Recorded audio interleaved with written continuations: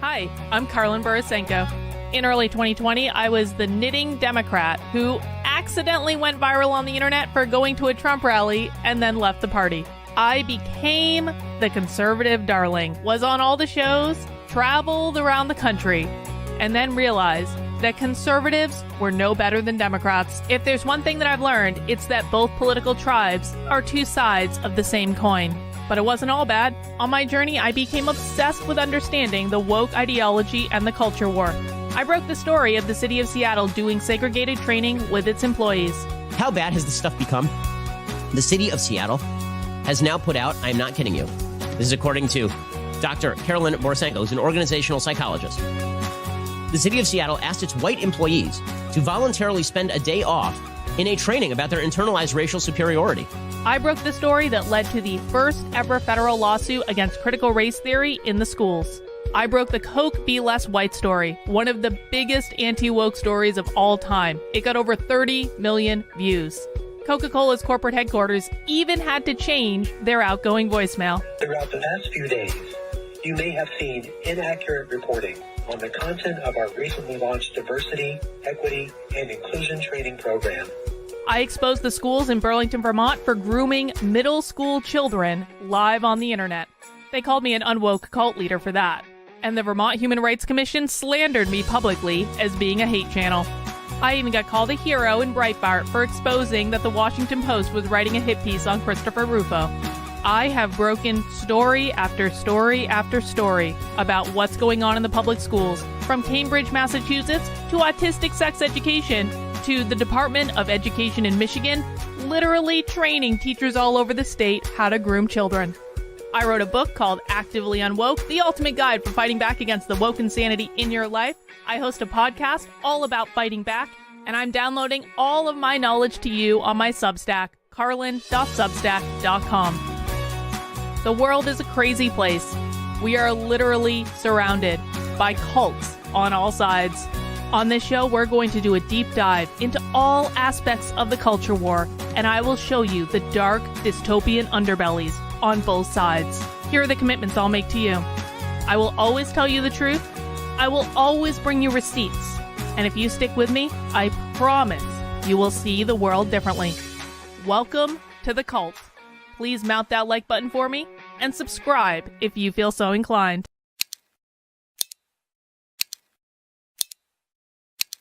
Well, hey guys, happy Friday. Welcome to Happy Hour. Happy Hour is a regular stream that we do at 5 p.m. on Fridays on The Cult, where we watch a full woke training from start to finish. We watch the boring bits, we watch the cringy bits, we let them say whatever they want to say, and we talk about it.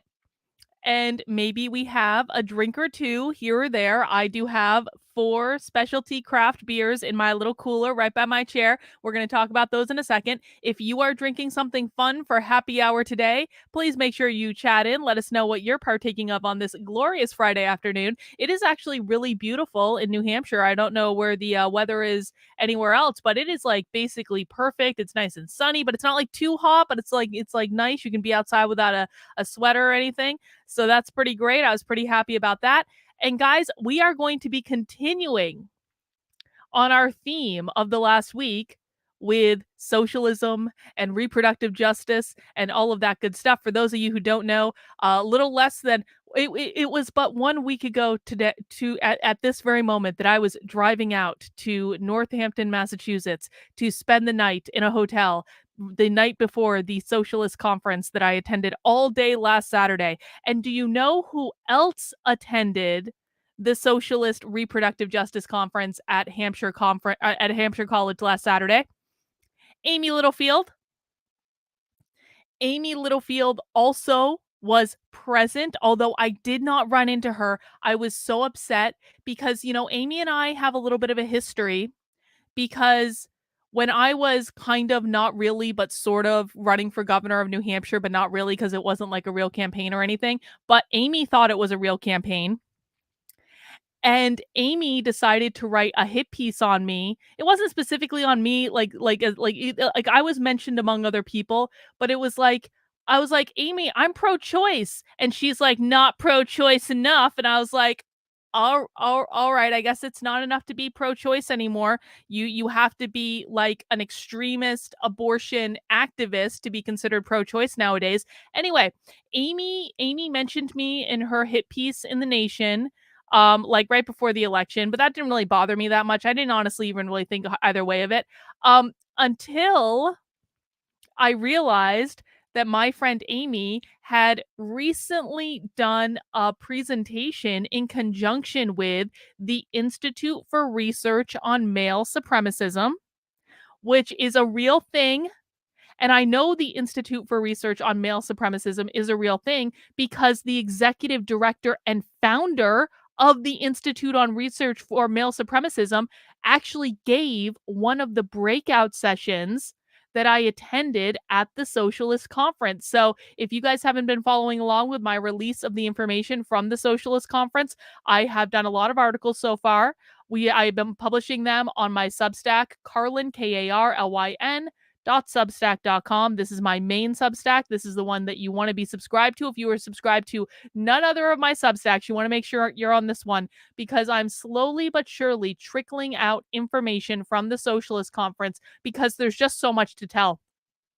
I may have only been there for one day, but man, was that an eventful day. And so I, of course, published my first article not too long ago about the abortion doula and the self-managed abortion tour that I took at the Socialist Conference. We, of course, have an open letter to my new best socialist friend, Heron and Amy Littlefield are also best friends.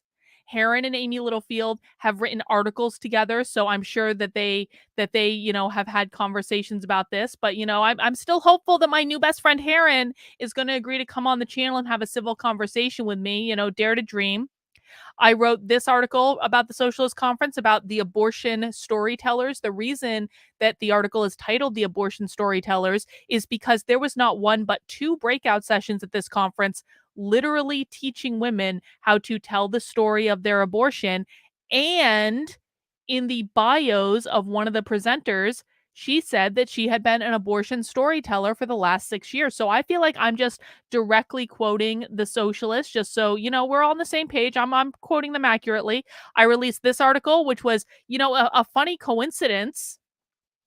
Project Veritas this past week has been releasing information and videos from their undercover investigations into the medicalization of trans minors. And just so happens, I'm sure this is a pure coincidence, it just so happens that one of the organizations that ended up in Project Veritas's video was also at the Socialist conference that I attended last week, and I happened to pick up a couple of their pieces of literature, including a brochure on safer tucking that I don't really understand the brochure.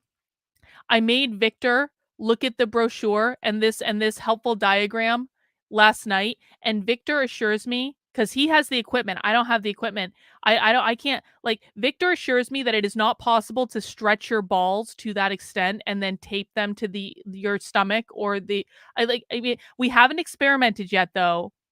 I don't know, maybe Victor's just exaggerating, but Victor's pretty sure that this diagram can't possibly be medically accurate. But that's a different conversation for a different day. We don't have to talk about safer tucking right now. Most importantly, and I really want everyone to share this, this is probably the most disturbing article that I've released from the series. It's about an organization that will give psychotherapy to your trans 3-year-old. Fun times, fun times. Anyway, the reason I bring all this up is because this is all coming out of the Socialist conference, and there's so many things that I haven't actually released yet from the conference, to include my session notes from the opening keynote, from Heron's talk about opposition research, and from the breakout I attended with Alex, who is the executive director of the Institute for Research on Male Supremacism. I still have session notes to release. I still have book lists to release. There's all sorts of things that are still going to be coming out about this socialism conference because I'm really there's just so much information. I didn't want to overwhelm people with a lot of it. And that's why you do need to make sure you are subscribed to my Substack, carlin.substack.com. This is also the very best place to support the work I'm doing. So if you want to support the work I'm doing, you can come up with a paid subscription to the Substack. I am going to be putting the paywall back up on my Substack.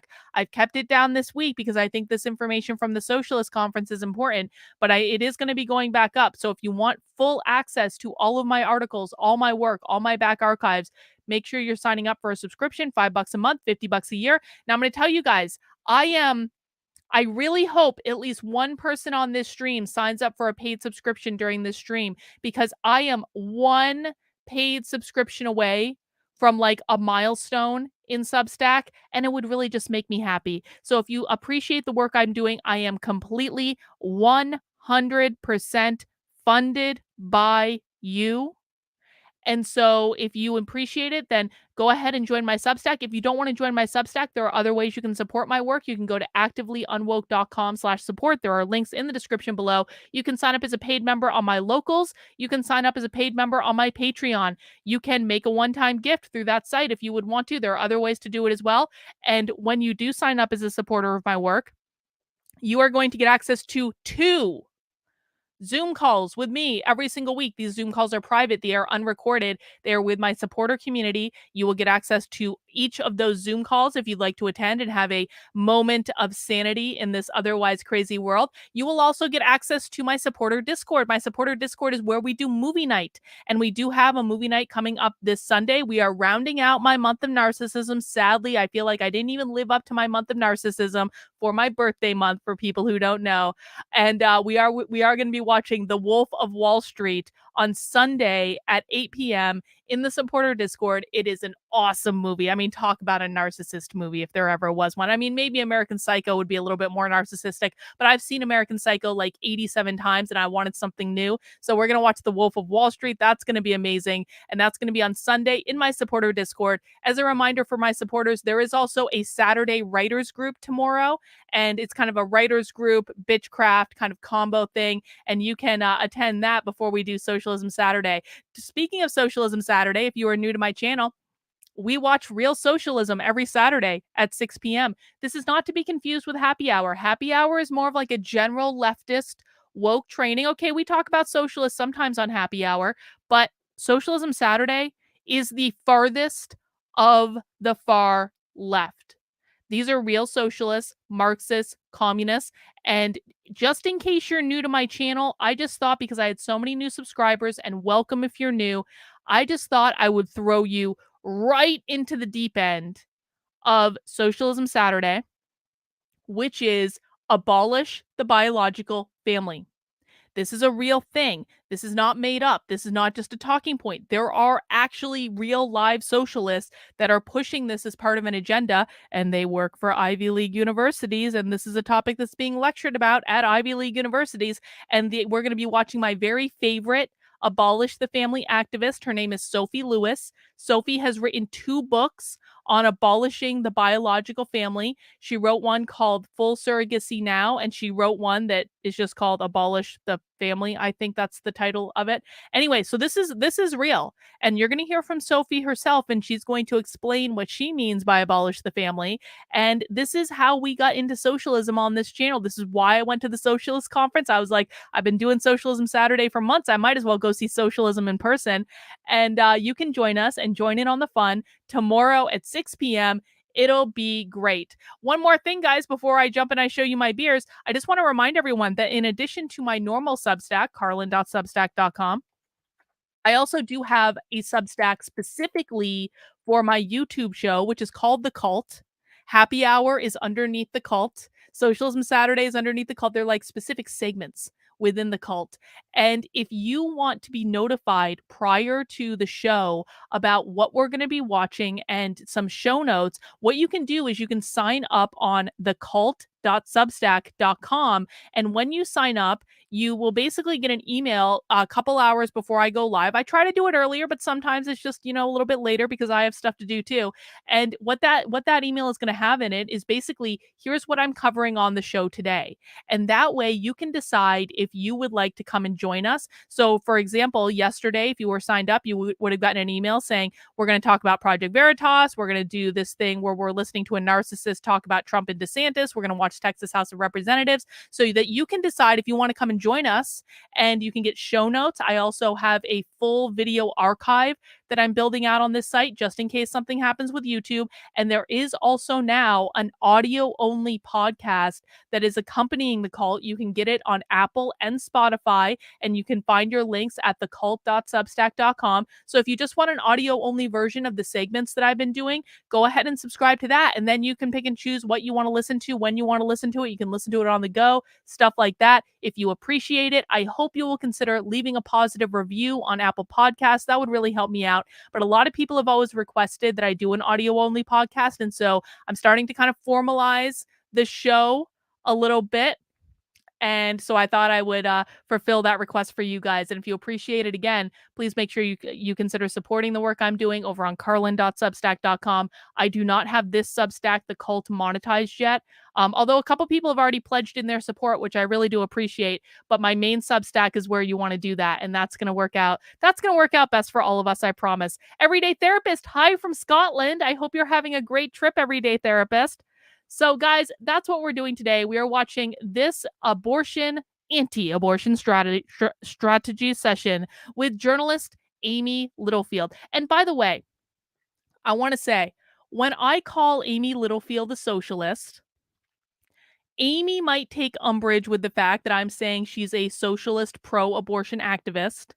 I just want to be really clear that when I call Amy a socialist, what I mean is that Amy has publicly denounced capitalism.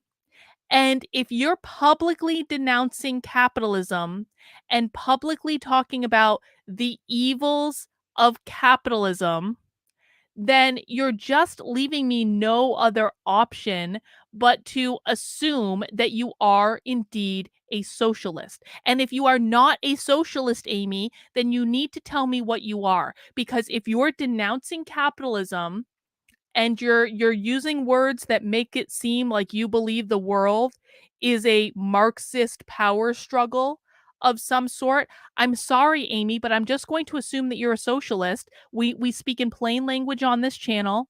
And so if Amy Littlefield and the other socialists from the Socialist Reproductive Conference have a problem with me calling them socialists, then they need to clarify why they are publicly denouncing capitalism and how they would define themselves in the context of the fact that they are publicly denouncing capitalism. And if they want capitalism to go away, then what they need to do is to explain to us, what do they want to replace capitalism?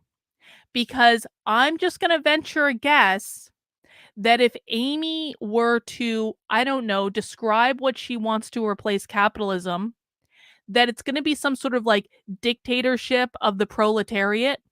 And if we're talking about a dictatorship of the proletariat, the uprising of the worker, the revolution, the eradication of whiteness, which we all know is code word for capitalism, then I'm sorry, that's socialism. Well, really, it's communism if we think about it, but we can give them the benefit of the doubt because socialism is the transitionary tool to get to communism. So when I say that Amy Littlefield is a socialist, that's what I mean, is that I have receipts of Amy Littlefield publicly denouncing capitalism. And so I'm going to call a spade a spade. And if Amy doesn't like it, then she can, tell me what she wants me to call her. She knows how to get in touch. She emailed me quite effectively when she was doing her little hit piece on me, or maybe she DM'd me on Twitter. I don't really remember, but she can still do both those things. And so I will look forward to Amy asking for clarification if she doesn't like me calling her a socialist. All right, before we jump into the show, I need a beer. Does anyone else need a beer? Let me grab my beer in my little cooler. Hang on. Now, for those of you who are new to the channel, I am a big fan of craft beer. I am a little bit of a snob when it comes to craft beer. And so every week for happy hour, I go to my craft beer store and I get 4 craft beers. Now, I don't drink all the 4 beers on happy hour, but the ring just comes in 4. And so 4 is a convenient number. And I can use the leftovers for Socialism Saturday if I feel so inclined. And what we do is I tell you about the 4 beers that I got, and then I put a poll in the chat, and you guys get to vote on which one I drink. How fun is that? So, first today, we are going to be starting off with a beer called Skittily Bittily Bop. And you guys know, well, not all of you know, I actually have a collection of like interesting craft beer cans on my wall over here. And so I'm always looking for kind of like interesting ones. And that's, I mean, I just didn't expect to see that on a craft beer can today. And this is from, where is this from? Hoof Hearted Brewing. I don't know where Hoof Hearted Brewing is, but it's from Hoof Hearted Brewing. And this is a kettled sour ale, and it's brewed with raspberry, blueberry, vanilla, and coffee. So it's like a sour ale with coffee. That's Skittily Bittily Bop. Our next beer is also from Hoof Hearted Brewing. And I'm annoyed that I don't know. Oh, it looks like Ohio. They're out in Ohio. And this one also has an interesting can on it with a police dog and a rapscallion dog, a hooligan. And this beer is called Quit Your Fussing on Me. And this is an imperial sour ale, which means it's a little bit more alcoholic than your normal beer. And this is brewed with boysenberry, raspberry, blackberry, marionberry, vanilla, and milk sugar. So this is going to be a little bit more of a thicker dessert beer. It's also going to be more alcoholic. And this is called Quit Your Fussing on Me. All right. Next up, I just love this can. I think I had this one like a long time ago. Pink Floyd. Like, come on. Like, it's just so simple and yet so direct and so amazing. And this is brewed by, where is it brewed by? Rockingham Brewing Company, right in my home state of New Hampshire. And this is a strawberry pink lemonade sour ale. I love pink lemonade, and it's a beautiful day for pink lemonade. And so I thought, perfect. So that's going to be Pink Floyd. And our last one, you guys are going to love this one. This has the best can of the week. It's a gummy bear. It is a gummy bear beer. And this is from Pipe Dream Brewing, which is also in New Hampshire. And it's called Bring Your Own Bear. This is a candy sour ale. And there's a description. It says, this funky, sour golden ale was infused with a ridiculous amount of our favorite gummy candies, giving you a mind-blowing combination of sweet, fruity flavor with a slightly sour finish. Gummy bear beer. What a time to be alive. So guys, those are your choices. That's what you're voting on. I'm putting the poll in the chat right now. Again, we've got our Skittily Bittily Bop, which is a sour ale with raspberry, blueberry, vanilla, and coffee. We have Quit Your Fussin' on Me, which is a imperial sour with boysenberry, raspberry, blackberry, marionberry, vanilla, and milk sugar. We have our Pink Floyd strawberry pink lemonade. And we've got our gummy bear, Bring Your Own Bear candy sour beer. Go ahead and vote in the chat. Let me know which one you want me to drink first. And while we're doing that, please mount that like button for me. And I'm going to go ahead and get here the sound set up on this. Clark says, how about a beer flavored beer? Well, Clark, you're welcome to drink whatever you want to drink, but I like sour ales and fruity flavored beers, but I do also like stouts and I do also like porters. But when the weather is warm, a nice like sour ale, you just can't beat it. So, you're welcome to offer some suggestions as well. I'm just saying. Let me see. Oh, we've got a very clear winner in the poll, and that's going to be Bring Your Own Beer. So, of course, and the poll is being fussy, so I don't even know. Okay, we're going with the gummy bear beer. That's just how it's going to work.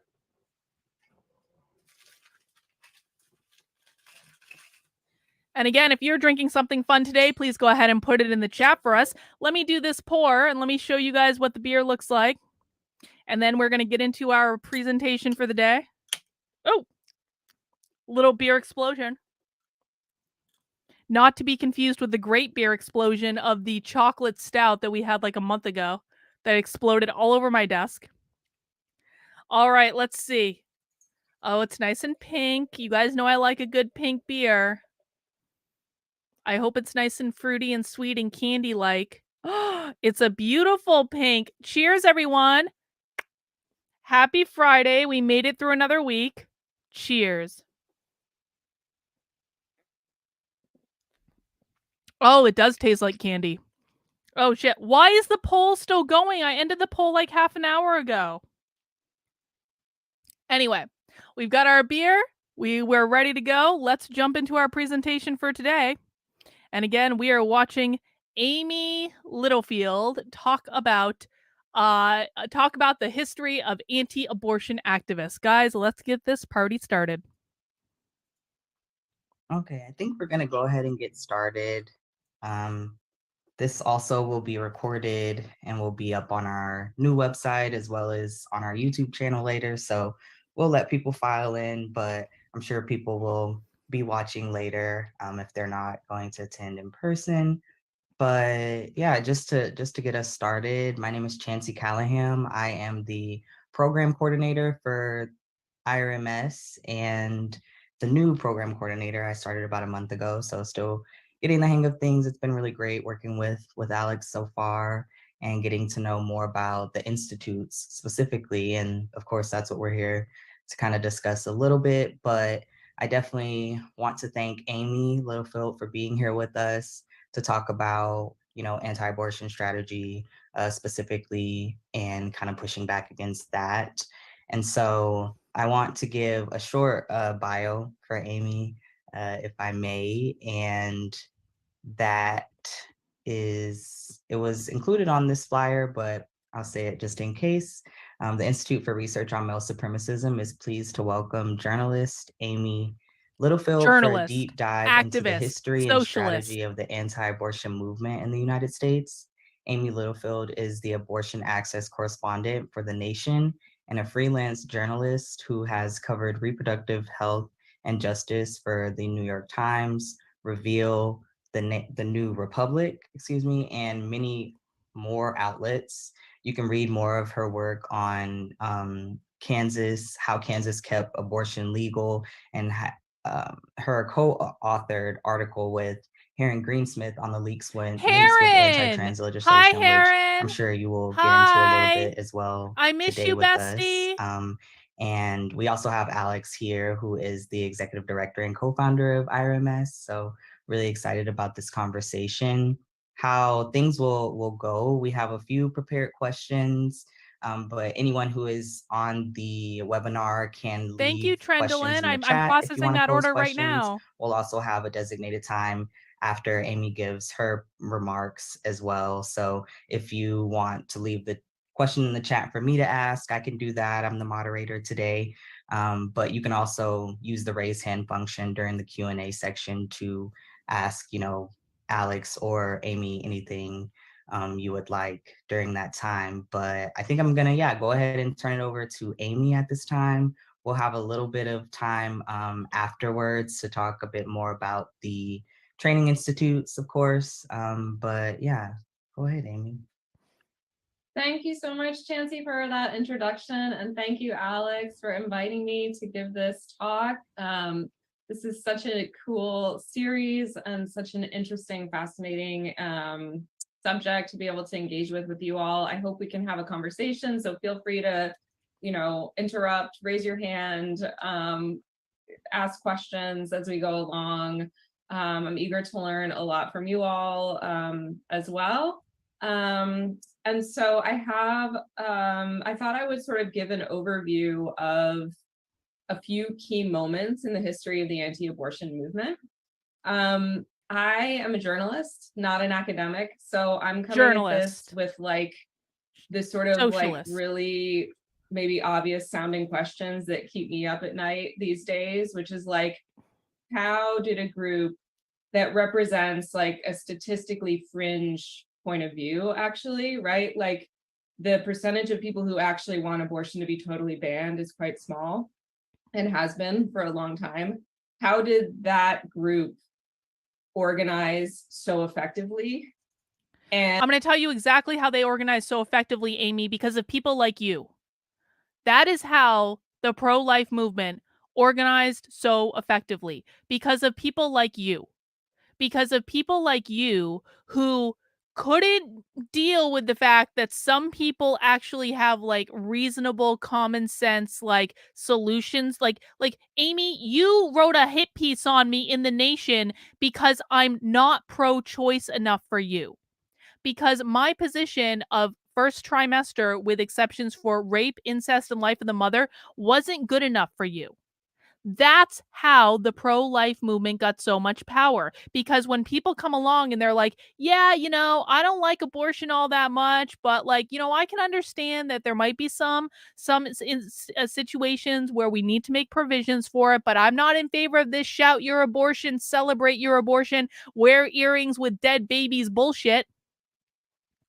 I'm not on board with that, but I can get around like a reasonable compromise. That wasn't good enough for you, Amy, and you just kept pushing and pushing and pushing and pushing and pushing and pushing and pushing and going to goddamn socialist conferences where you guys are doing whole tours around self-managing your abortion and teaching people how to self-manage your abortion and coming up with plans and strategies to send those goddamn abortion pills into states where abortion is banned, and then saying, I'm not telling you to do this, but just so you know, here's how you do it. If like you guys are the ones that made the pro-life movement so powerful. I don't know how you can't see this. I don't understand it. And how did they create what I would argue in terms of tangible results has been maybe the most successful social movement since the civil rights movement. If folks disagree with that, please push back. I'd love to like hear your examples of other movements that have been more effective. But like, I think after the fall of Roe v. Wade in particular, and after decades of incremental efforts to restrict abortion access and curtail reproductive health care, and now we're seeing the full fury of those same networks being directed at trans folks. Again, I think there's an enormous amount. They're trying so hard. They did this at the Reproductive Justice Conference too. They're trying so hard to link being trans and trans surgery and trans medicalization with abortion. And they're trying to say it's all about bodily autonomy. But like, these are two separate discussions, Amy. If like trans people I'm gonna throw you a bone. Trans people are born trans. Can we agree on that? Or they're born with a brain that's going to develop differently than non-trans people, and that's what makes them trans. I think that that's not like really a controversial opinion. I know conservatives like to say there are no trans kids. I don't agree with that. If there are trans adults, that inherently means there's trans kids. Like cisgender kids don't grow up to naturally become trans adults unless there's some sort of social intervention, which is a whole other problem that we're not going to get into today. But people aren't born pregnant, Amy. And yes, there are circumstances in which people become pregnant against their will, which I absolutely believe we need to account for. But I also think we can agree that the vast majority of pregnancies happen when people voluntarily have sex. There's not a mystery of how people become pregnant. It's not like just a spontaneously occurring event. Like there are steps that lead there. So conflating trans and abortion is just, I think it's just a little unethical, like not completely above board, not ethically responsible.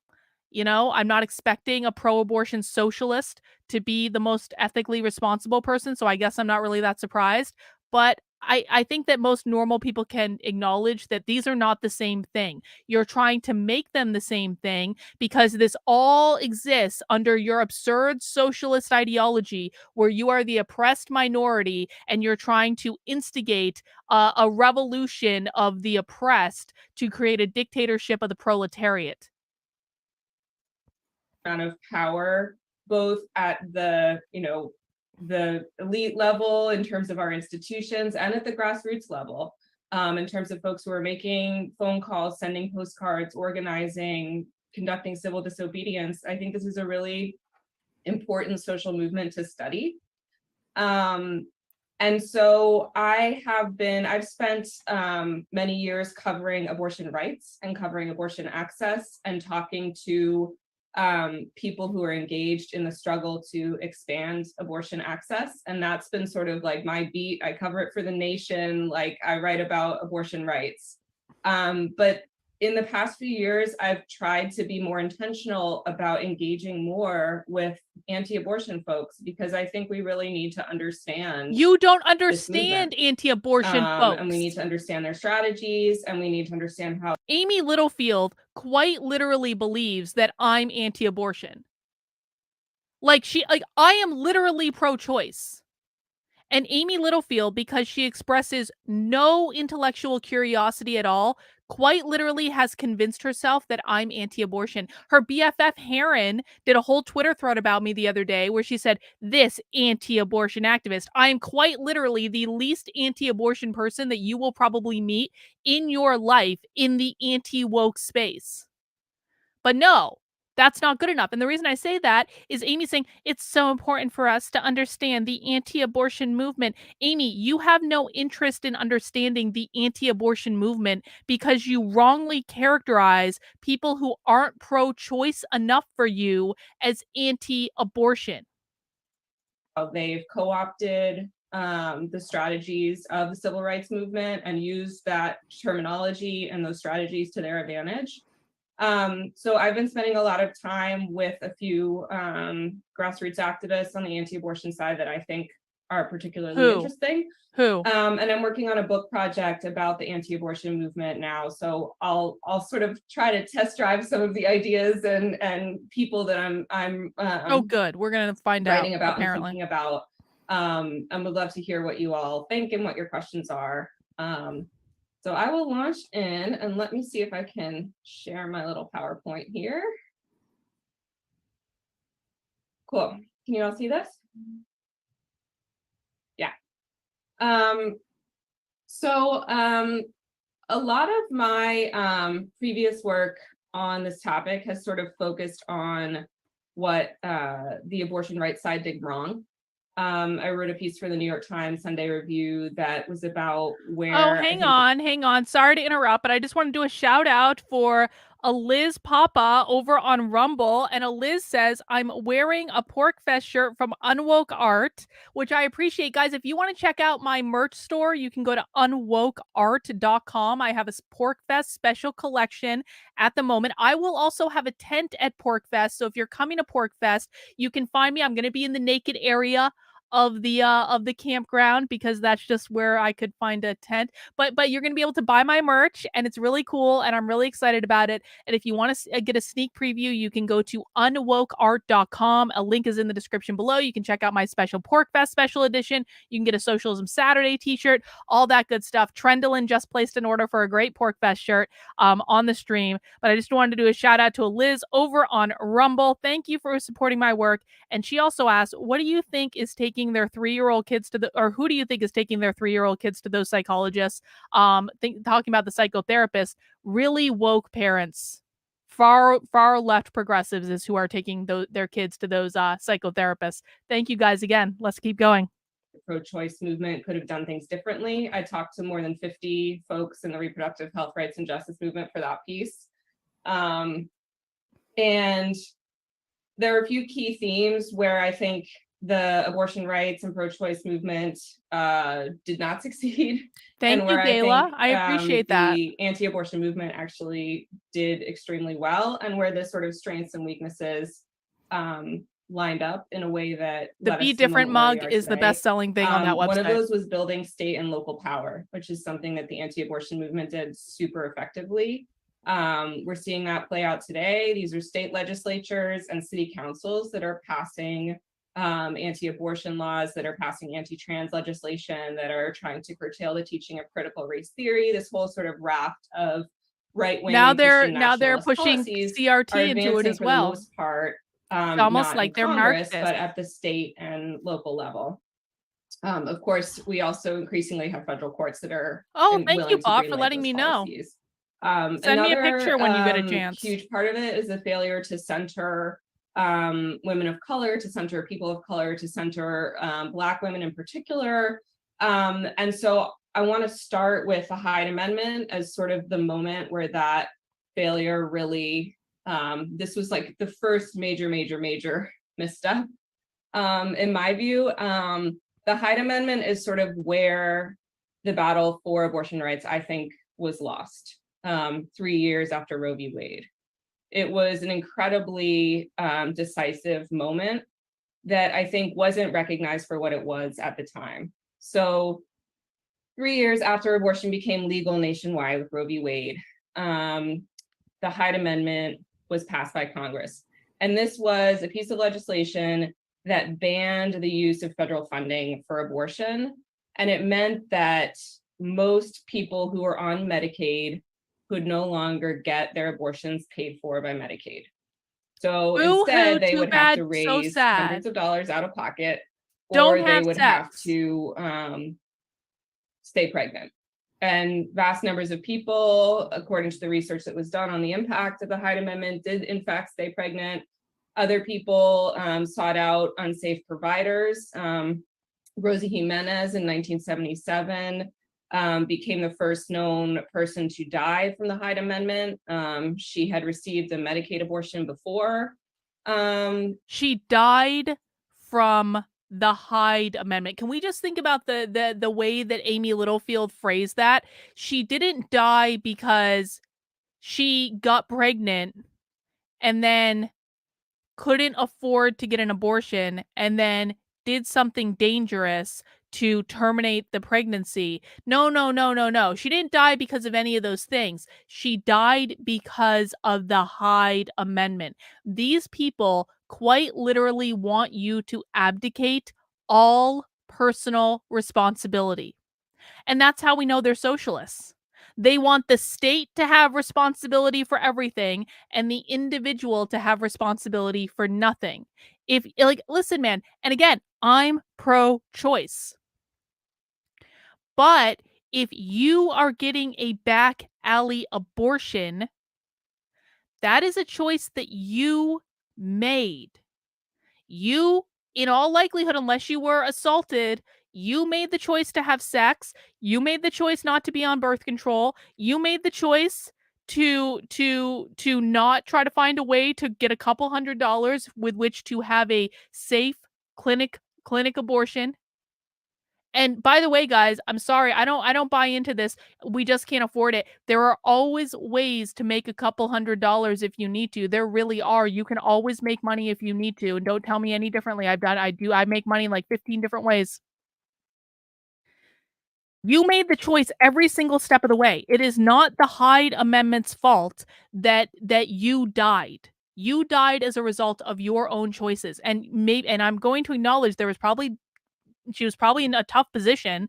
I'm not saying that it was just like all easy, but guess what? That's life. That's called being an adult. And if you can't handle it, don't have sex. The Hyde Amendment was passed, but after, when she got pregnant again, she could no longer afford it. And so she went to an unsafe provider and died from a subsequent infection. Oh, so she died from an unsafe provider. Got it. Okay, thank you. We can talk about it in the sort of trend that I'll bring up repeatedly of like the pro-choice movement failing to center women of color adequately, right? Like there was a hesitance to rally around. Oh, that was the fact that this woman went to an unsafe provider and died as the result of like a botched abortion is the failure of the pro-choice movement to center women of color. We'll rewind that and listen to that again because I know that was a little choppy with me jumping in there, but that's quite literally what Amy Littlefield just said. But I want to take the super chat from Nuritu. Have you thought about putting a Nitwits stream into a playlist? I probably should do that, Nuritu. You're right about that. I'll add that to the list of 87 things I have to do. Thank you for the suggestion, though. I do appreciate it. Let me just rewind this like little bit here so we can listen to this again. Rosie Jimenez in 1977 became the first known person to die from the Hyde Amendment. She had received a Medicaid abortion before the Hyde Amendment was passed, but after, when she got pregnant again, she could no longer afford it. And so she went to an unsafe provider and died from a subsequent infection.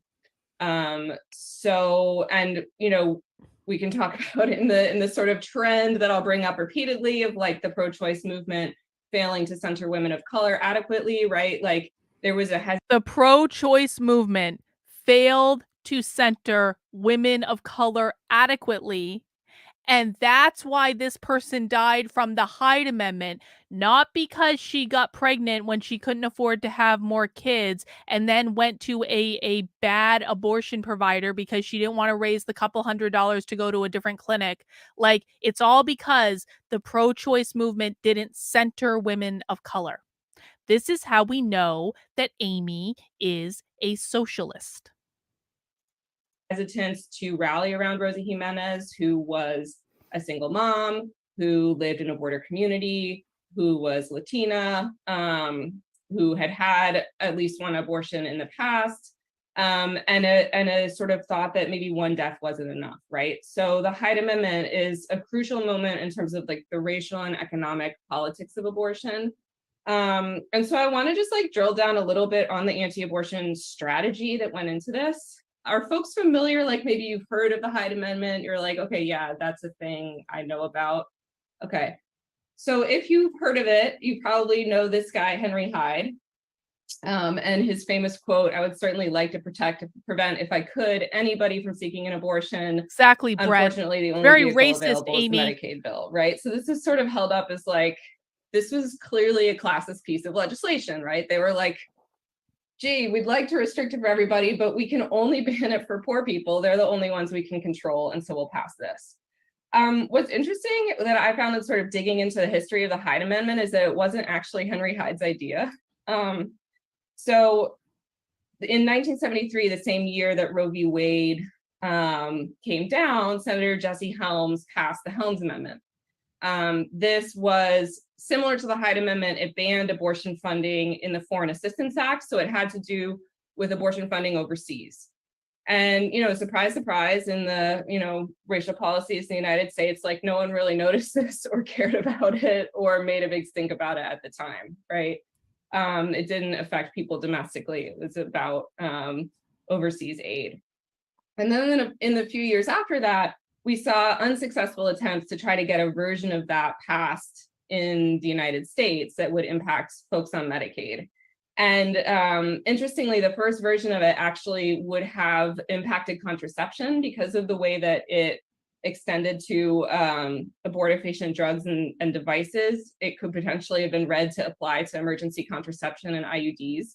So folks like Bella Abzug in Congress at the time made us think about that. It did not pass. And then another attempt in 1975 was also defeated.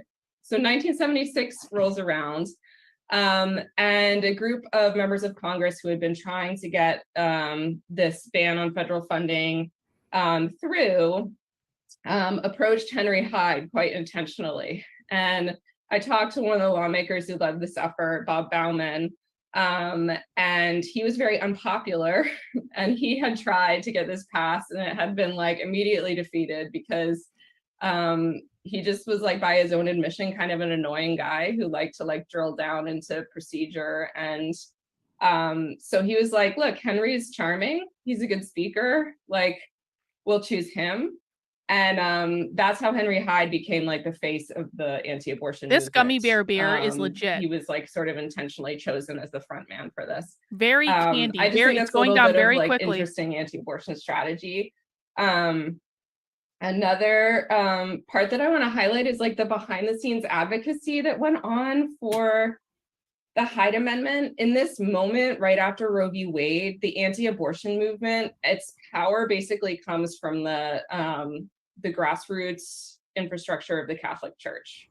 That's like most of the anti-abortion groups were Catholic, and the Catholic Church is an extremely like well-connected organization with lots of local power bases, right?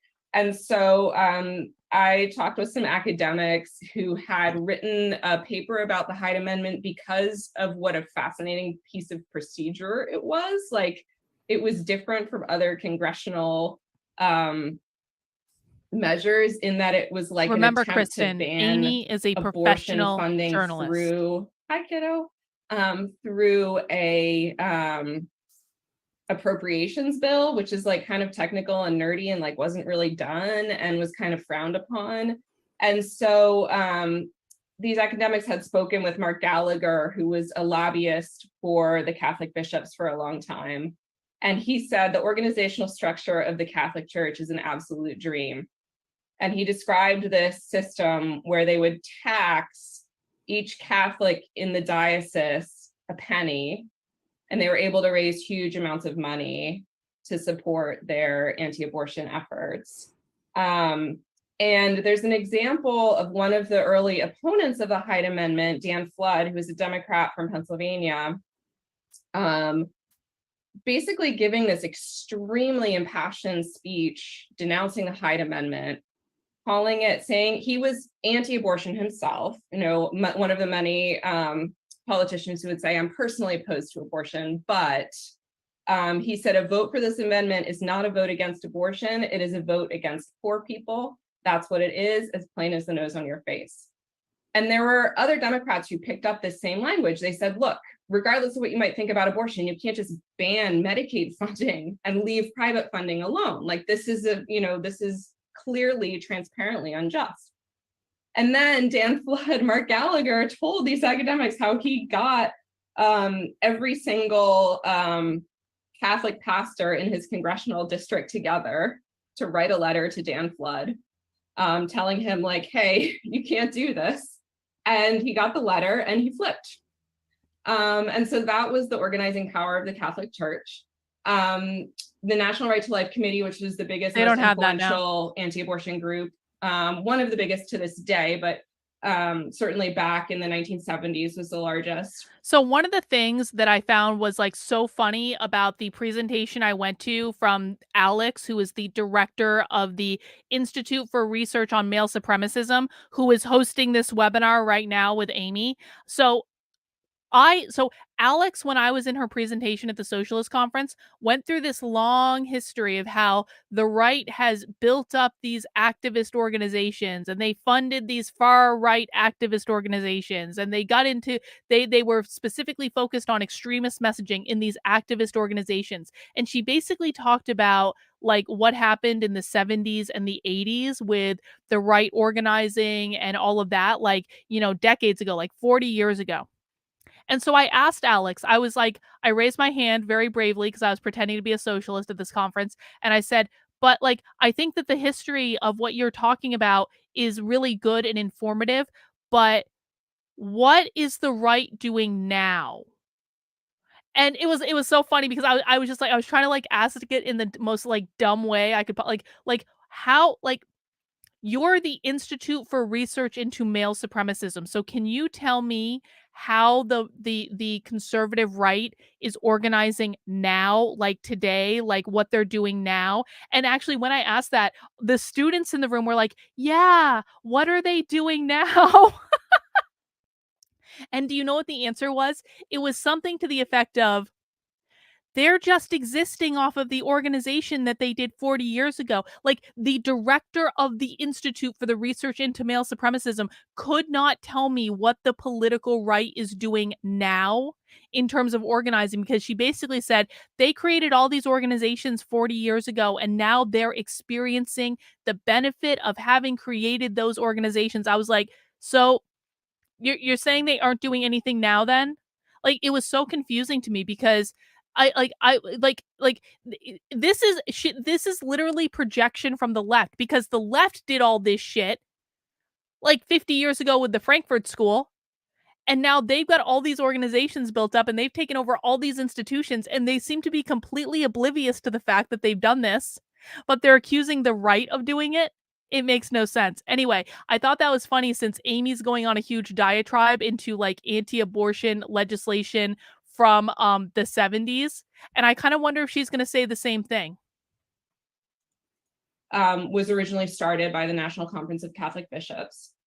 Their leader at the time that the Hyde Amendment passed was Mildred Jefferson, who some of you all might have heard of. She was a Black woman. She was a Methodist. So she was this great front person for these efforts. She was also a very good speaker who really effectively used these early fetal images, and would go on national talk shows and show these images and speak very passionately and effectively because the movement was mostly white, mostly Catholic, and she was not, she was, elevated very quickly. And also because of her, powerful speaking skills and gravitas. So what I think is also super important to highlight about the Hyde Amendment is the Congress that passed it had Democratic supermajorities. Thank you, Renee, for your order in the Unwoke art store. I appreciate it. So the Watergate scandal brought a bunch of Democrats in, and this would not have succeeded without a tremendous amount of Democratic support. So the partisan lines that we're used to thinking about around abortion just did not exist in the same way back then. In fact, one of the most powerful voices against the Hyde Amendment was a Republican senator from Oregon named Robert Packwood. There were no women in the Senate, not so fun fact. So where was the abortion rights movement at this time? After a few years after the Hyde Amendment first passed, Faye Waddleton became the head of Planned Parenthood. She was the first Black woman to lead Planned Parenthood, and she made restoring Medicaid funding a cornerstone of her leadership. She said, right out the gate, this is one of the top issues that we need to focus on. And she was shouted down, not by abortion opponents, although I'm sure they were shouting too, but by leaders within her own organization of state affiliates who thought this is too radical. We can't go for federal funding of abortion. We're going to lose our federal funding if you do this. And this was a huge and defining moment. If you think about to this day, what are the groups that you think are the most passionate, enthusiastic, radical groups within the abortion rights movement today? A lot of you might say abortion funds. Why do abortion funds exist? Because people don't have money for abortions. Why do they not have money for abortions? Because of the Hyde Amendment, right? So there's this direct line from this policy that took away funding of abortion for people, precisely those people who did not have hundreds of dollars to pay for an abortion. For taxpayers to pay for your abortion. That created the landscape, not just of abortion access, but of abortion activism, because groups that had a reproductive justice framework. How many people had to pay taxes in the last week? I know some of you got refunds. Good for you if you got a refund. I had to pay money in, all right? Because that's just the way it rolls when you're working for yourself. I don't like the idea of the thousands of dollars that I just sent the IRS this week going for people who are using abortion as birth control because they are too effing lazy to get a fucking free condom. Am I asking too much, man? You can get free condoms. When I went to the Socialist conference, there was a whole table with free condoms. You could get flavored condoms, ribbed condoms, condoms in all sizes. You could even get dental dams. You could even get lube. You can walk into any Planned Parenthood in the country and get condoms for free. It doesn't cost anything. And if that's not convenient enough for you, condoms are actually really cheap. So if you in an emergency need to spend a couple of dollars at the CVS, you can do that. It is not hard to not get pregnant. I promise you, it is really not hard. I had a metric ton of sex in college and I never got pregnant. I had a metric ton of sex in my 20s and I never got pregnant. Want to know why? Birth control and condoms. And if you can't do those simple things, accidents happen, we can all acknowledge that every once in a while an accident happens and women are really assaulted and pregnancy can result in that. And I get it. And I'm acknowledging that. However, the vast majority of unwanted pregnancies are completely and totally preventable if you just take very simple and easy precautions. And so, if you are unwilling to take those very simple and easy precautions, I don't want the thousands of dollars that I just gave to the IRS to go to pay for your laziness. I'm sorry. I don't think I'm asking too much. I really don't. Trendlin, thank you for becoming a member of the channel. I do appreciate it. Guys, when you become a member of the YouTube channel, you do get access to my supporter Discord, which means that you can join us for movie night on Sunday. We're watching The Wolf of Wall Street at 8 p.m. on Sunday in my Discord. We do trivia. We talk about the movie. We talk about other stuff too. It is a really fun time. We do movie night every Sunday in my supporter Discord. And if you subscribe on my Substack, join my locals, join my Patreon, become a member on this here YouTube channel, you will get access to my supporter Discord and you will be able to come and join us. Framework groups that cared about access and cared about low-income people's needs were working their hardest to get people to care, like to get to pay, to raise money to pay for people's abortions. Like they became mutual aid organizations. And this is a pattern that I think happened not just in the abortion access world, but you know, in decades to come would happen around issues like maternal mortality. Yes, make condoms a tax write-off. Fine. Would happen around fine. I'm fine with that. Racial justice and policing, right? Like we can see other areas where this has happened, where like the absence of state support means that activist groups that notice the problem and want to fix it end up becoming mutual aid groups, end up providing the service themselves and trying to fulfill a state function. And I think we can trace that line directly back to the Hyde Amendment.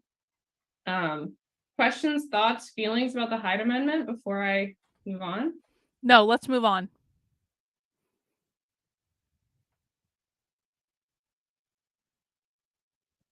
I had a small thought, if that's okay. Yeah. No, you're a man. I have a Shut question the fuck about, up. I guess, like, when you say, you know, talking about how this issue is, you know, this hot button type of issue, and it's one that is furthered in this like culture wars rhetoric. So I wonder about like getting past that, because like you were saying, you know, talking about the first Black woman who ran, you know, Planned Parenthood, and it not being, you know, the opponents or the people who are anti-abortion who were attacking her. And it was more so the fact that the issue is one that they saw as kind of like, it's too hot to touch. And so I wonder sometimes about how we kind of bridge that gap in a sense and get to those issues. They sell condoms at the dollar store. No one has any excuse. This is not a complicated like scenario. They sell them at the dollar store. Too difficult to even talk about for a lot of us? That's a great question. I think like, I think there's a really powerful effort now that's intertwined with the Black Lives Matter movement, intertwined with conversations around economic inequality, that's saying like abortion is an economic issue. It's not a quote unquote culture war issue. What? It's a racial justice and an economic justice issue. And it has to be. You're talking about abortion being intermingled with Black Lives Matter, and you think that's not a culture war issue? It's simply an economic issue. Huh, it's an economic issue. Is it, Amy? Does that reek of Marxism to you? Because now we're talking about the power struggle between classes, which seems a little Marxist to me, if we're honest about it. But it is a culture war issue. Amy is full of shit if she thinks abortion isn't a culture war issue. It is obviously a culture war issue. It has always been a culture war issue, and no amount of rationalization is actually going to change that. Be situated within the frame of reproductive justice, right? With alongside issues like maternal mortality and access to basic health care. And when you think about it in that frame, and I think opponents of the Hyde Amendment, led by members of Congress like Barbara Lee, who's been a champion of a bill to repeal the Hyde Amendment that's been introduced year after year, groups like All Above All that are working to repeal Hyde and related bans on public funding of abortion. They're really situating that conversation within a holistic framework of like reproductive justice, basic medical services for everyone, the right to have children, the right to have social services to support those children. And so I hope that gets at your question of like, how does this go from being like a third rail, which I think the Hyde Amendment was, like public federal funding of abortion was a third rail for a long time. It's not something that mainstream pro-choice groups would talk about, right? And a lot of Democrats, including our president, Joe Biden, supported the Hyde Amendment for many years, right? When did that become untenable? A few years ago, when the reproductive justice movement, Black Lives Matter, conversations around intersectionality, I think really made it untenable all of a sudden. And Biden switched really quickly, switched his position on the campaign trail, realized, oh, wait a minute. Oh, are you saying, Amy, that Joe Biden, while he was campaigning for president, was convinced to pander to the far left because you guys decided to link access to abortion and Black Lives Matter? That kind of sounds like a culture war issue to me. It also kind of sounds like Joe Biden flip-flopped in order to pander for votes. I'm just saying. Guys, please mount that like button for me if you would be so kind. We do happy hours every Friday at 5 p.m. We are watching Socialist, pro-abortion activist who claims to be journalist, Amy Littlefield, teach us about the history of anti-abortion activism.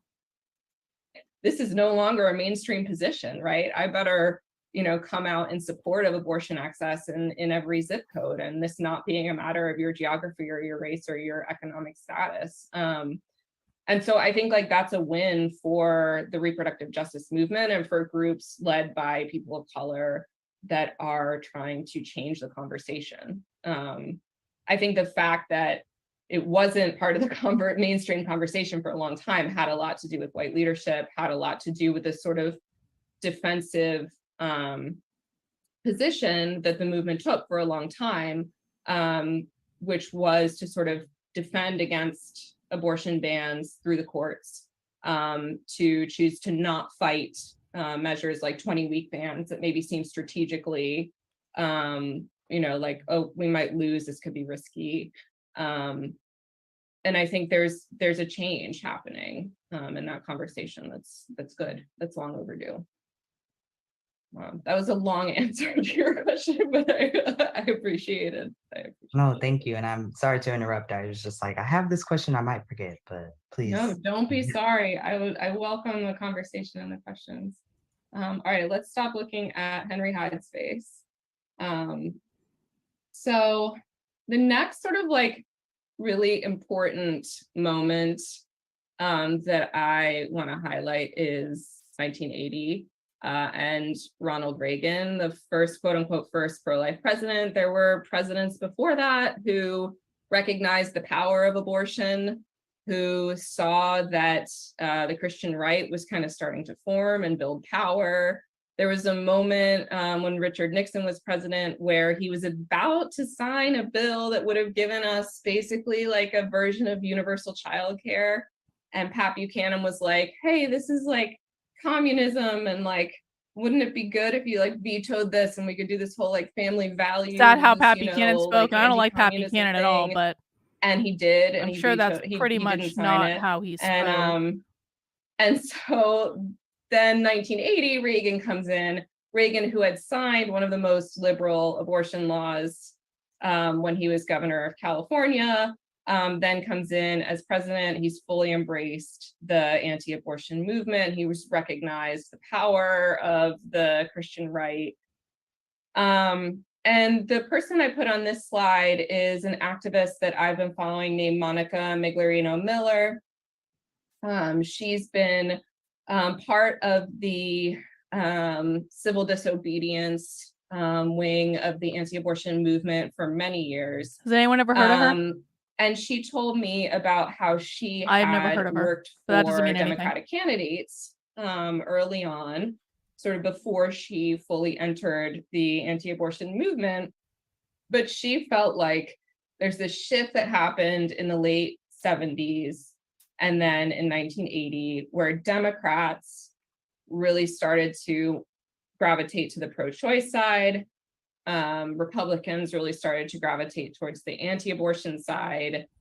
And for folks like her, for whom abortion was becoming the most important issue, she felt like there's no way to go, where to go, except aligning themselves with the Republican Party. And so for people like her, for whom religion, she's Catholic, so, you know, people for whom religion and opposition to abortion were crucial issues, started to gravitate towards Republicans, and that became kind of a gateway into conservative politics for those people. And I think this is really important in part because, like, the Republican Party really recognized the power of grassroots anti-abortion activists, recognized how it could use single issue voters in a way that I don't think Democrats did. And there's been an imbalance, I think, that's played out over time in terms of the extent to which Republicans have embraced the anti-abortion cause and the extent to which Democrats have embraced the pro-choice cause. Listen, I wanna comment on something that Does Surfs is saying in the chat, and I don't mean to pick on you in any way, but I want to make a point about this. I prefer calling it pro-life and pro-death sides. That's just me. That's going to lose you voters. One of the very easiest way that Republicans, conservatives, people on the political right, people who want the Democrats to lose can turn off every single person who has reasonable pro-choice positions is to call them pro-death, to call them pro-abortion, to call them baby killers, to call them names, to insult them, to not acknowledge that there are actual eventualities that that would necessitate compromise. This is one of the easiest things that you guys can do if you quite literally never, ever, ever, ever, ever, ever, ever, ever, ever, ever, ever, ever, ever in your life want to win an election again. And you're saying that I'm being sarcastic. I agree with you, and I appreciate that. And like I said, I'm not trying to pick on you, but this is something that I have experienced on the political right for the last 3 years. I have been called a baby killer more times than I can even remember, and I've quite literally never had an abortion. And it's like, it is unnecessary. And it gives you guys a bad name when you do it. And so I want to make sure people are aware of that and they're thinking about it as a little bit more of a nuanced thing, because if you ever want, one of the reasons you guys lost the midterms was because of Roe v. Wade. If you ever want to get those people back that you lost, then calling them a baby killer, pro-death, pro-abortion, all of these things, it's not going to help you win. Reagan comes in, he champions the Human Life Amendment, which is the goal of the anti-abortion movement at that time, was to pass and still is, but it's just been unsuccessful so far, was to pass an amendment defining life as beginning at conception. And Reagan, you know, at least rhetorically supported that. And so this was a huge moment in terms of the solidification of the alliance between the Republican Party and anti-abortion movement. The next, like, kind of big moment. Oh, did anyone have comments about the 1980s or anything? A lot happened in the 80s, including, like, you know, Reagan, obviously what he's most known for, I think, is like his austerity policies, right? And Sarah Matheson, in her book, which is very good, called Reproduction Reconceived, about the history of Roe, talks about examples like the Maternity Care Coalition that formed in 1980 to address high rates of infant mortality in Black communities in Philadelphia. And they were like, we're going to overhaul the whole system. We're going to change the way, you know, all of this works. And then they were like, there's so much need here and so much suffering, and we can't work with suffering people without doing something immediate to ameliorate their suffering. And they became sort of mutual aid groups. So they were helping people enroll in WIC. They were, you know, helping people figure out their benefits. They were doing sort of like direct service work at the same time that they were trying to hold these institutions accountable. And so there was this process that I talked with Sarah about for a recent article where, like, you're sort of obscuring the system while trying to help people get what meager services they can, even though you set out to challenge it. And I think that's a pattern that we can see, again, with abortion funds and with other organizations, especially in this era of the 1980s, where like a lot of feminist groups, groups that might otherwise have been advocating really proactive reproductive justice policies were sort of stymied and put into more of a defensive posture. Hi, Reagan, did you have a question? Yeah, hi. I was really interested in the idea that pro-life voters and activists were essentially pushed out of the Democratic Party, and it makes me want to flip that question and ask, like, was there a missed opportunity within the Democratic Party to, include those voters? I'm just wondering what the alternative would have been, since the line seems to have been drawn, although, as you say, it wasn't clearly down party lines. So I'm just kind of curious on your hot take on that. Yeah, totally. And I should say, like, this is Monica's framing of it, right? Which is like, she feels like she was pushed out of the party. I can't say, like, maybe she would have found her way to that party anyway, like, because abortion is so wrapped up, not just in the Republican Party, but in like a conservative worldview. And I think over time, she's very much, embraced a lot of aspects of that worldview.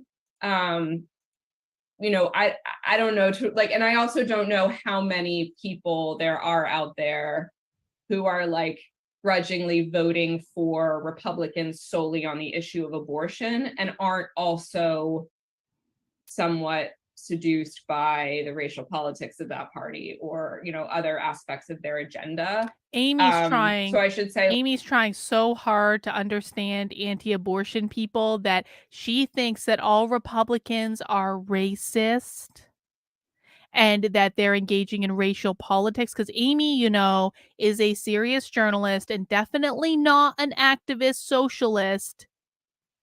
Yeah, the answer is all Republicans are racist, and it would have just been impossible to work within that system because they're all racist.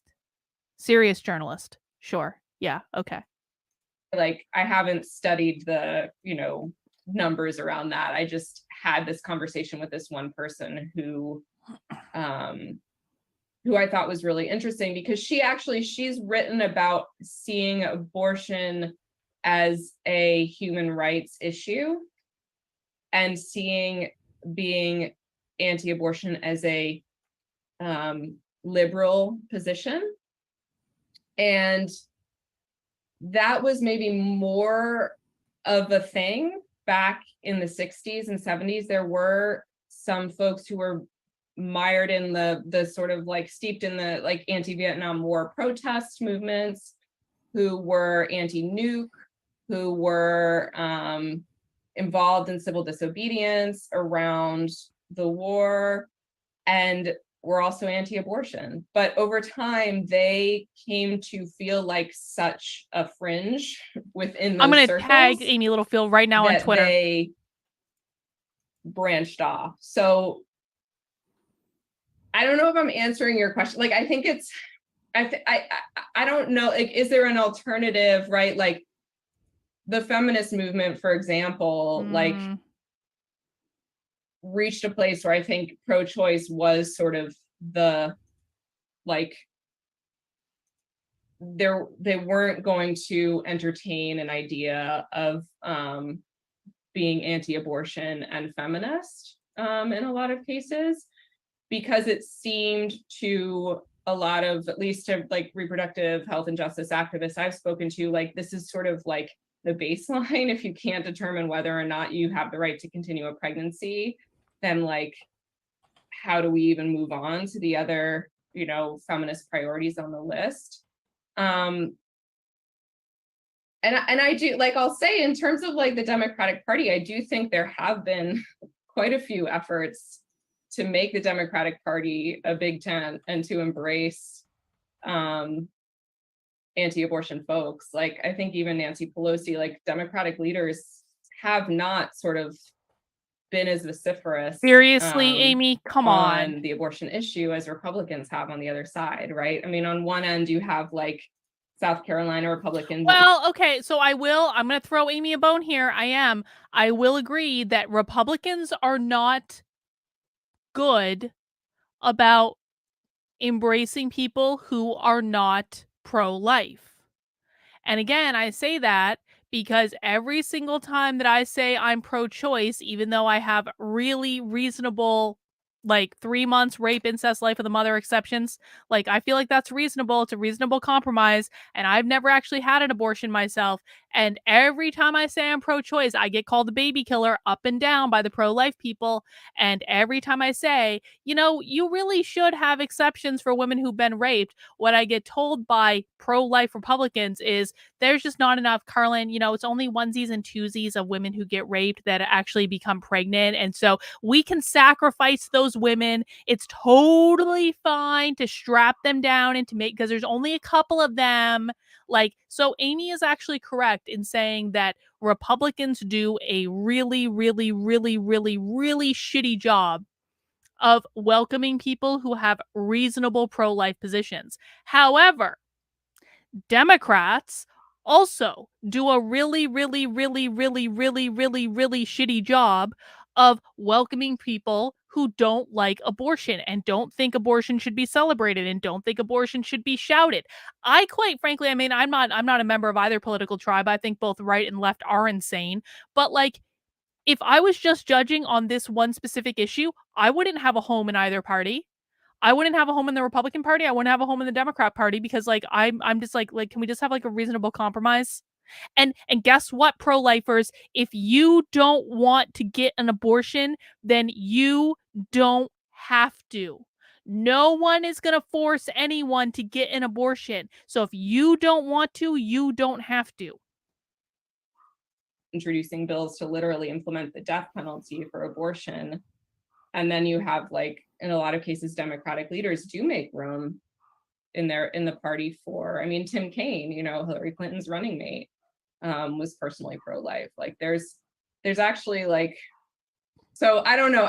Again, folks who have dedicated their careers and lives to being anti-abortion, like Monica, have a perspective on that I think we should listen to.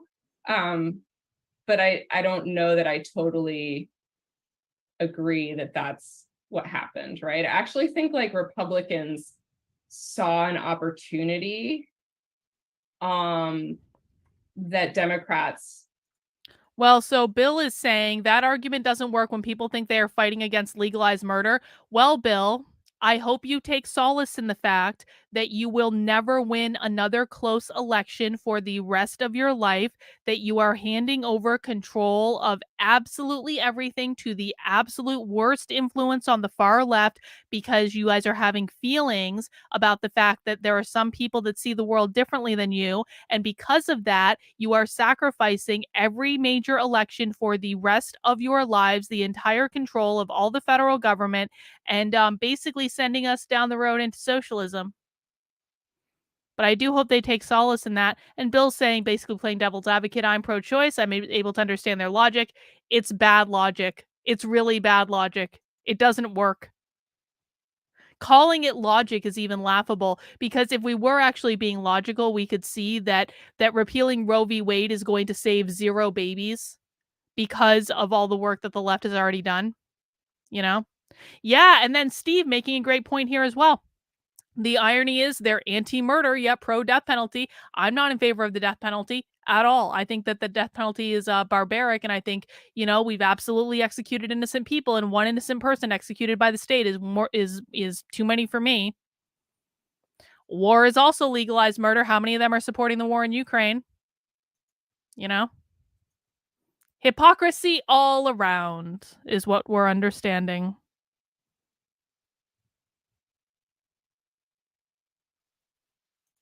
Were didn't see necessarily, which is the Republicans figured out how to use the abortion issue strategically and to their advantage and really opportunistically in winning over single issue voters, evangelicals, white Catholics who are otherwise, Democratic.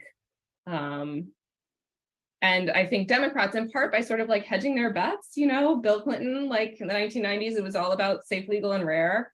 Like that was, you know, the best he could do. And that's like not necessarily a, you know, a winning rallying cry. I think, in the same way. Did you hear what she just said? Bill Clinton in the 90s, you know, safe, legal, and rare. That's safe, legal, and rare is just not good enough. It's just not a winning rallying cry. Are you shitting me? This is, yeah, exactly, Sam. We got to do a clip of this for sure. For sure. Let me just rewind. What is wrong with you, Amy? Jesus Christ. Catholics who are otherwise, you know, democratic. And I think Democrats, in part by sort of like hedging their bets, you know, Bill Clinton, like in the 1990s, it was all about safe, legal, and rare. Like that was, you know, the best he could do. And that's like not necessarily a, you know, a winning rallying cry, I think, in the same way. Amy, I want to go back to the question you asked at the beginning of how the pro-life movement became as strong as it did. It's because of that right there. When people like you, when socialist pro-abortion activists like you are like, you know, safe, legal, and rare is just not good enough. Like, what do you want then? What is the alternative to safe, legal, and rare? You wonder how you turn people off? It's that. That right there. So Scott Adams blocked me on Twitter, and I have no idea why. I didn't even interact with him. I mean, we had a perfectly lovely interaction like a couple weeks ago. Like, we had a DM conversation. And then I found out someone DM'd me something he said the other day. I couldn't see it. I was like, Scott Adams blocked me on Twitter. For like, I truly have no idea why. Like, I didn't reply to him. Like, I've only ever had positive interactions with him. No idea why, and I'm kind of upset about it, if I'm honest. I like Scott Adams, but like, I mean, I guess it, like, you know, voluntary association, it's like his choice, but I'm rather perturbed that he blocked me, and I truly have no effing idea why. I don't know if I'm answering your question or just sort of like talking around it. I think it's a good one.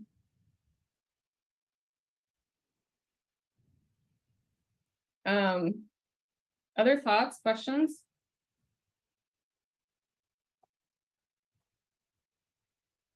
Yeah, exactly. Republicans figured out how to weaponize abortion for their purposes faster than Democrats. Yeah, that's what I was trying to say.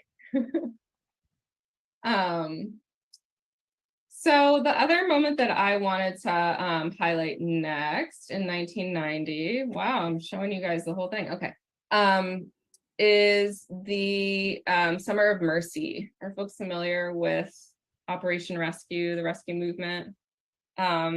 Basically, starting in the 80s and into the early 90s, the militant wing of the anti-abortion movement started to pursue this strategy of converging on abortion clinics in massive numbers and engaging in civil disobedience tactics.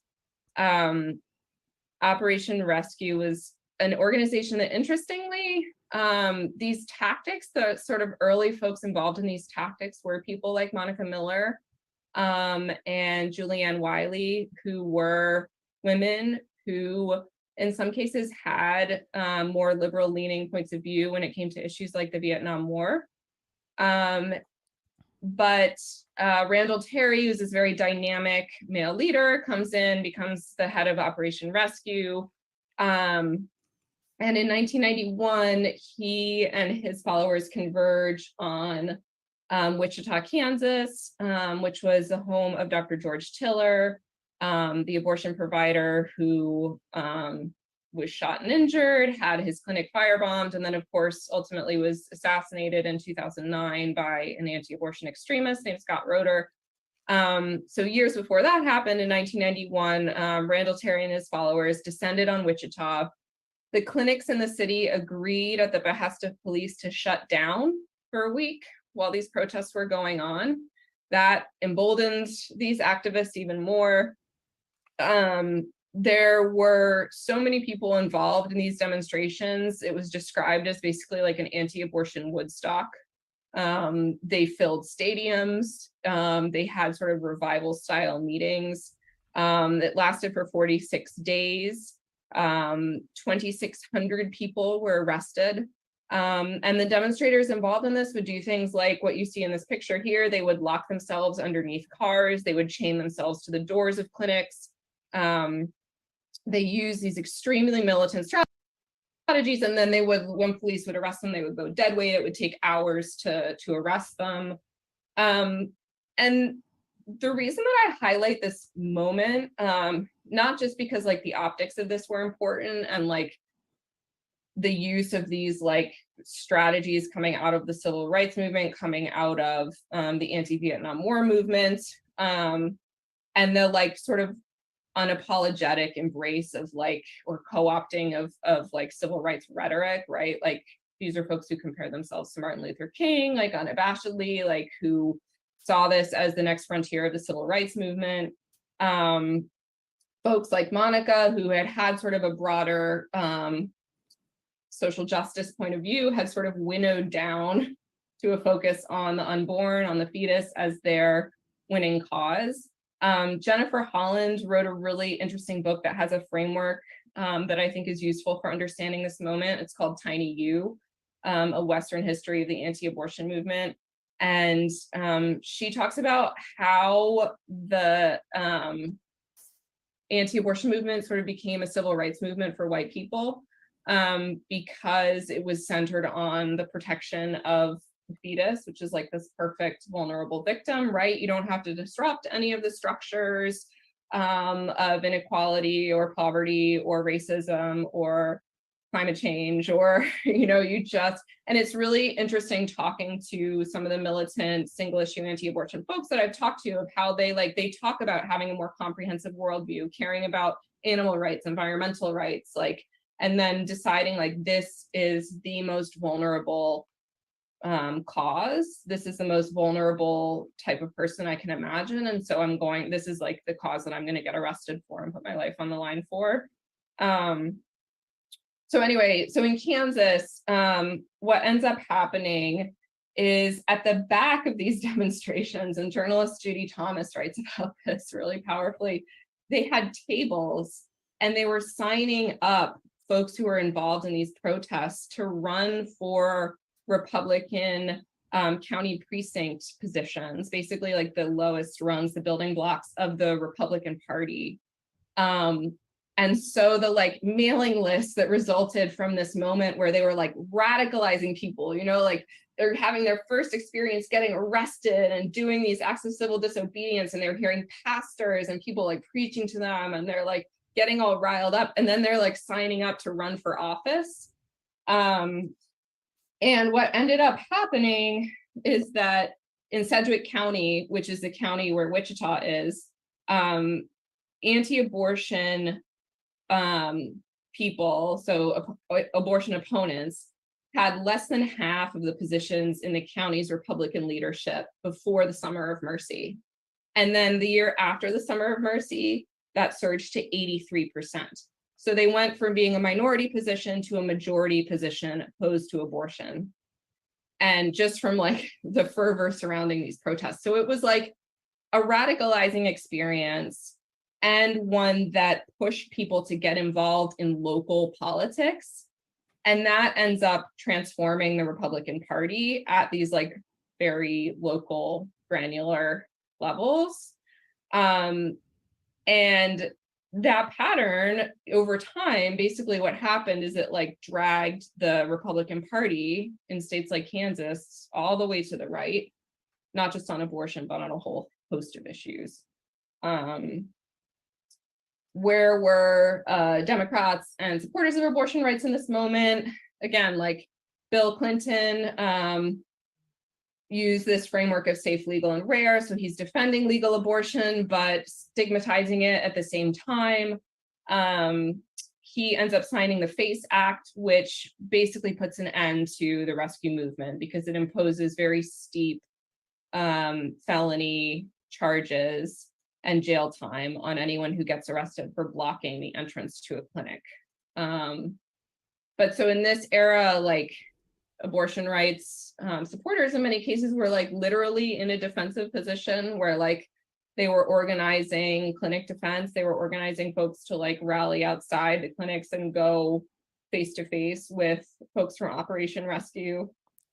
I heard a great story from an activist recently in Michigan who talked about being at a protest where anti-abortion activists had used a van to block the door of a clinic. And this was in Detroit, and they had a bunch of like city workers and auto workers and folks, and they like all got together and they picked up the van and they moved it. So this was the type of like counter civil disobedience that was going on in this moment. Questions, thoughts about the 1990s? Anyone remember the 1990s? I do. Hi, Rachel.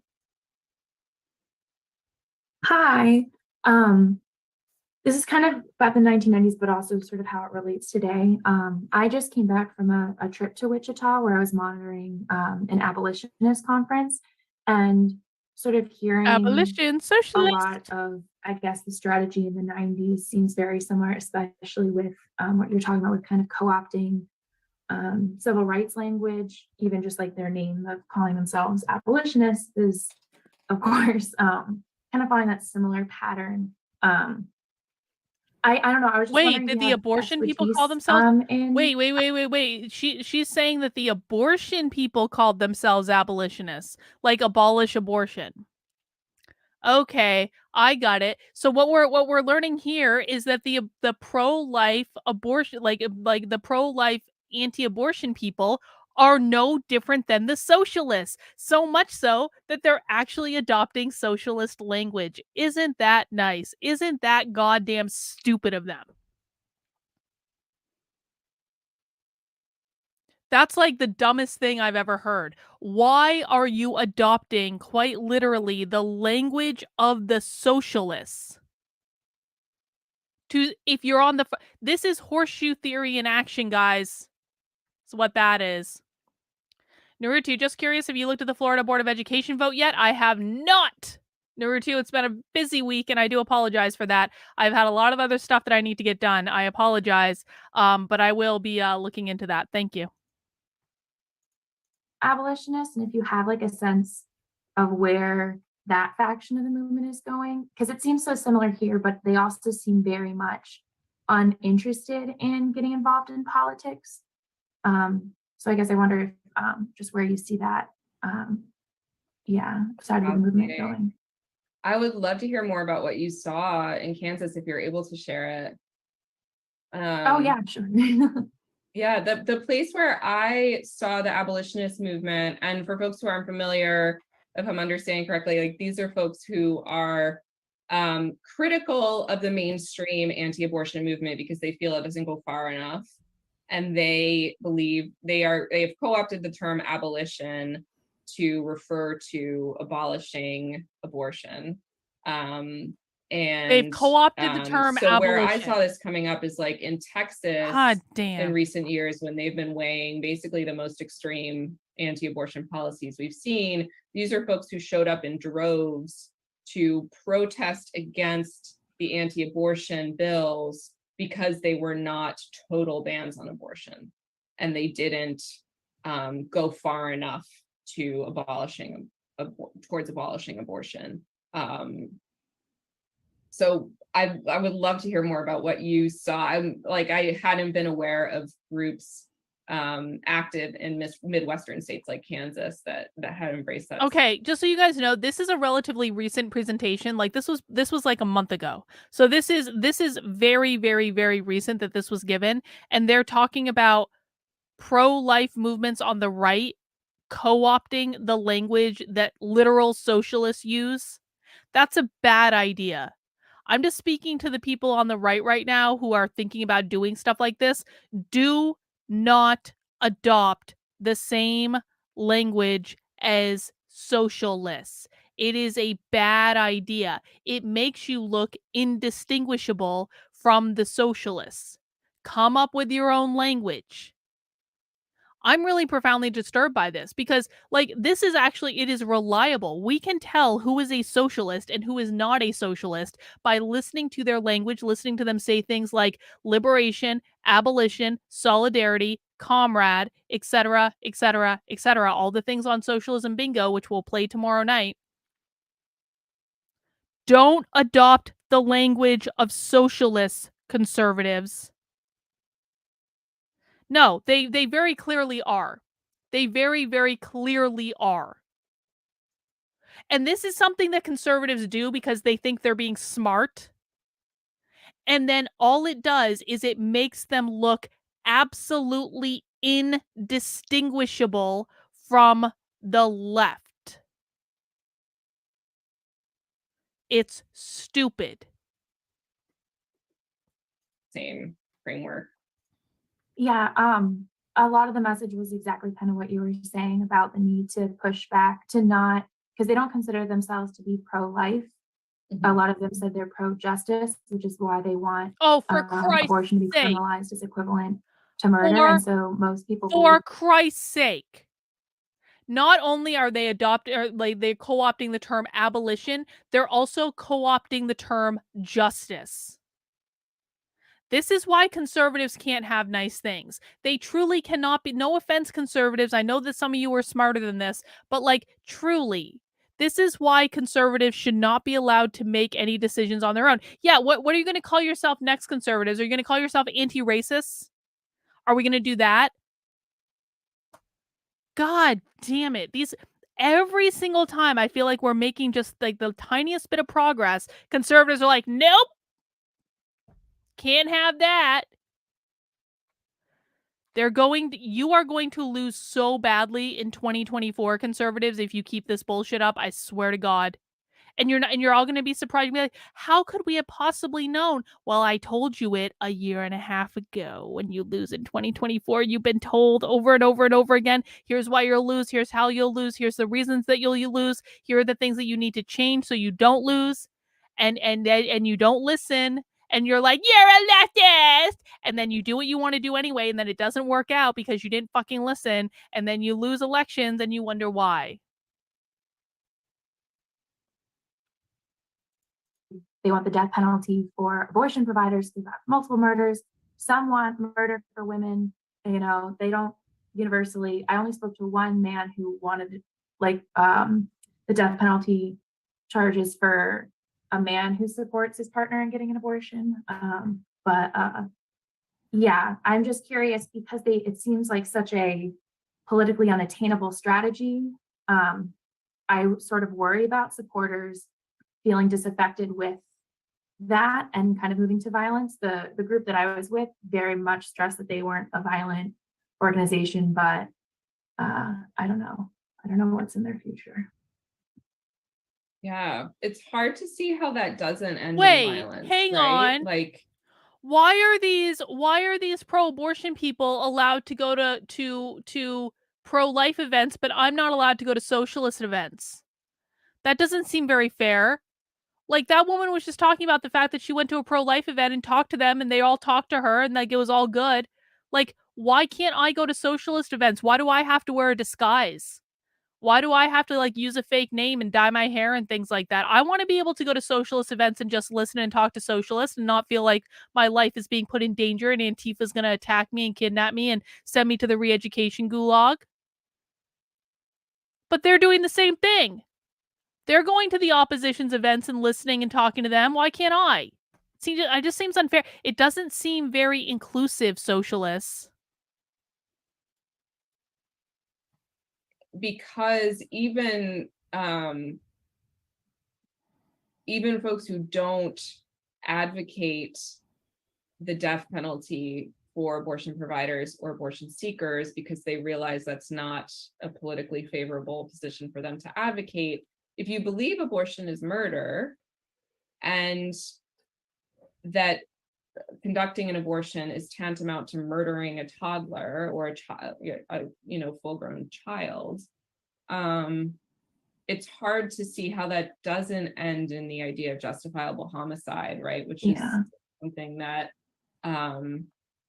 folks in the circles of Operation Rescue have embraced, right? This idea that killing an abortion provider is justifiable because they're murderers, right? It's sort of like moving the, I don't know, it's like they're moving the Overton window so far that you wonder if some of these folks who are perceived to be on the fringes are actually just saying the quiet part out loud in some cases. And it's, if it's a difference, like less of belief and more of tactics, right? And rhetorical strategy, which I think is something the anti-abortion movement is actually very good at, right? Is crafting rhetorical strategies that make their views feel more mainstream than they are. Because again, like the number of people who think that abortion should be abolished and people who are involved with it should have the death penalty is an even smaller fringe of, you know, that what's already a minority of point of view. I don't know, I'm curious what you think about how, like, do you think this is something that's catching on, or? I don't know. I hadn't heard about abolitionists until I went to that conference. But there's like about 300 people there, so not a huge number, but you know, kind of a big number. And it was a lot of, like, there was children there as well, like it was like a family affair, which I guess signals that it's, I don't know, they're moving with like a very normalized rhetoric that could appeal to not just like the most extreme fringes of society, but yeah, just everyday people. Oh. Thank you for sharing that. Where are you going to be writing about it? Where can we read more? I won't be writing about it, but I shared information with a colleague who works for PRA, so they might be writing about it soon. Yeah. Thanks for sharing that, Rachel.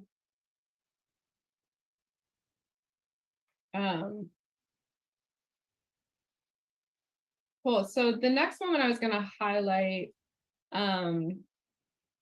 is the 2010 midterms. I know I skipped a lot of stuff there in like the 2000s, right? But so President Obama gets elected in 2008.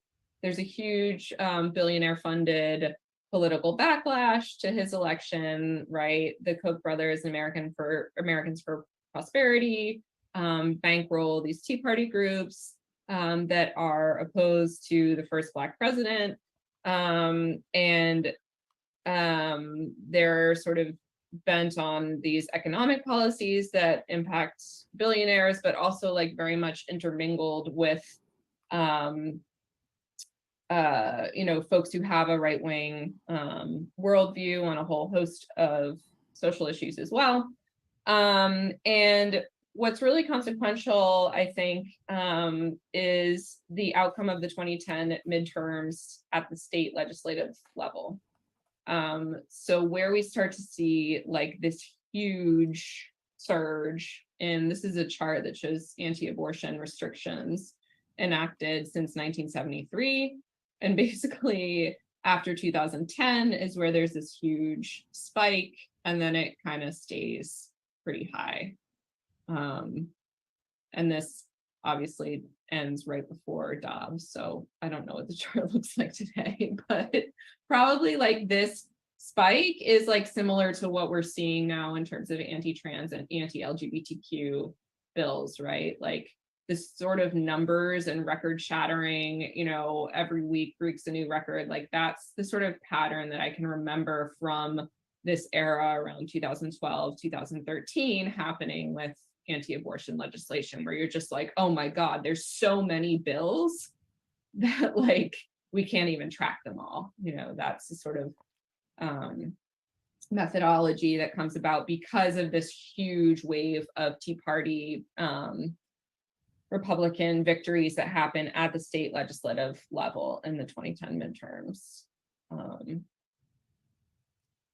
And again, this is about like going back to that point I mentioned in the beginning, like state power and city and local power. Like, this is where the anti-abortion movement and conservatives in general are extremely skilled at building a base of power, and progressives are more focused on federal policy, on fighting back in the courts. And so that's what allowed this like absolute mountain of anti-abortion state legislation.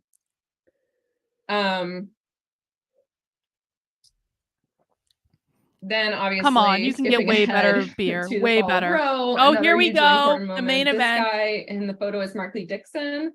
I don't know if anyone is familiar with him. He is the so-called traveling salesman of the anti-abortion movement. See, that's much better. Much better than Bud Light. Drives around in his pickup truck. He started out in Texas, convincing small cities and towns to pass sanctuary city for the unborn ordinances that basically ban abortion within their city limits. Has anyone ever heard of this guy? He starts out doing this in small towns, no one really notices, and then he brings it to Lubbock, where there's actually a Planned Parenthood. The ordinance ends up getting passed there. The Planned Parenthood has to stop offering abortions. And what these ordinances have is this private civil enforcement mechanism where everyday citizens can sue their neighbors for aiding or abetting an abortion. And that's how this is enforced. Are you shitting me? And that ends up being a test drive for Senate Bill 8, which gets passed, the 6-week ban that passes in Texas. And because of this private civil enforcement mechanism, the courts allow it to go into effect months before Roe v. Wade is actually overturned. And so Markley Dixon is sort of he's partnered up with this guy named Jonathan Mitchell, who's a conservative legal strategist, whose ideas really center on this legal concept that laws that are struck down by courts never actually die. They're still enforced and they're still enforceable. And this is a legal strategy that Mark and Jonathan are still using. They're using it most recently in an effort to bring back the Comstock Act, which is an 1873 law. Any Anthony Comstock scholars or experts in the House, he's basically an anti-pornography, anti-vice zealot who boasted of getting people jailed for distributing things like information on contraception. He boasted of driving people to suicide who were, threatened with jail time because of his anti-vice laws. And he's being brought back into relevance now because Jonathan Mitchell and Markley Dixon are arguing that the Comstock Act from 1873 is still enforced and can be used to ban the mailing of abortion pills or devices. Aha! And I think it's likely that's what they're really interested in. That's why she's bringing this up. This is what I want everyone to pay attention to. I know we had to get through some boring stuff, okay? Happy hour, we watch all of it because you never know when they're going to say something important that people need to hear. Which is she's saying the specific law that they're going to try to get around, specifically in Texas, because that's one of their big targets, to be able to mail the abortion pill into Texas. That's why they're concerned about this guy, because this guy is making it difficult for them to execute on a strategy that they have been planning for years and years and years. And for those who don't know, and I know I've said this in a lot of videos lately, but I do have a lot of new viewers, and so I want to make sure people have the context. The day after the draft Roe v. Wade decision was released, we watched on this channel, it is still on this channel, you can go and watch it for yourself. We watched a presentation from the University of California at Berkeley. The day after the draft decision got released, it was a live presentation that had happened the day before, so they knew what the draft decision was going to say, and they were saying, essentially, that they already knew how to get around abortion bans because they were going to, mail pills into states that are putting these abortion bans up. They already had a plan for this. And so the reason that Amy Littlefield is specifically bringing this guy up is not that any of us have ever heard of him, because we haven't. He's not a significant figure. But they're bringing him up because he is getting in their way of mailing the pills that they want to mail into Texas. And what I want all of you to take out of this, serfs, you are absolutely exactly not. I'm not just doing this because you're saying I'm right, even though that always gets you bonus points on my channel. But they have plans and plans and plans and plans and plans again. The left is years ahead of where the right is.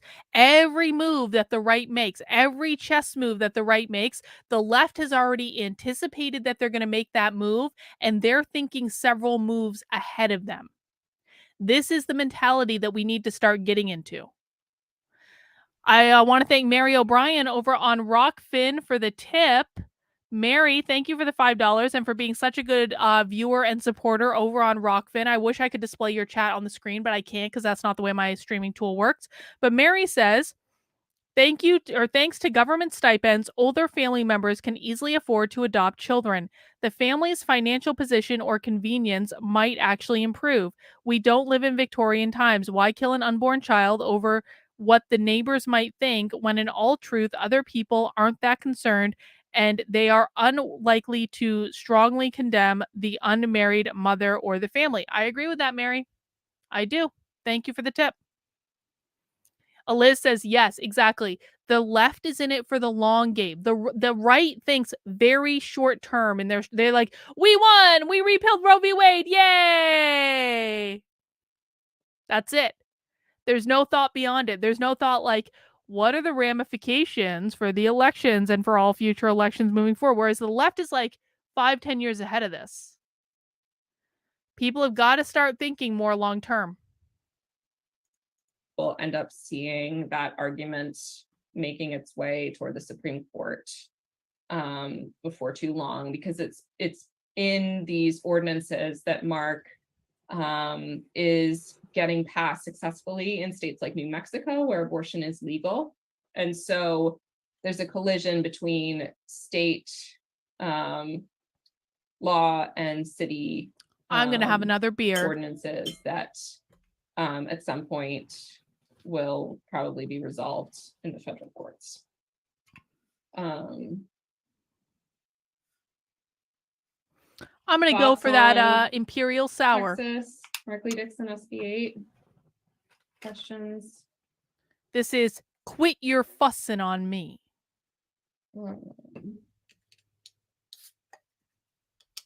Cool.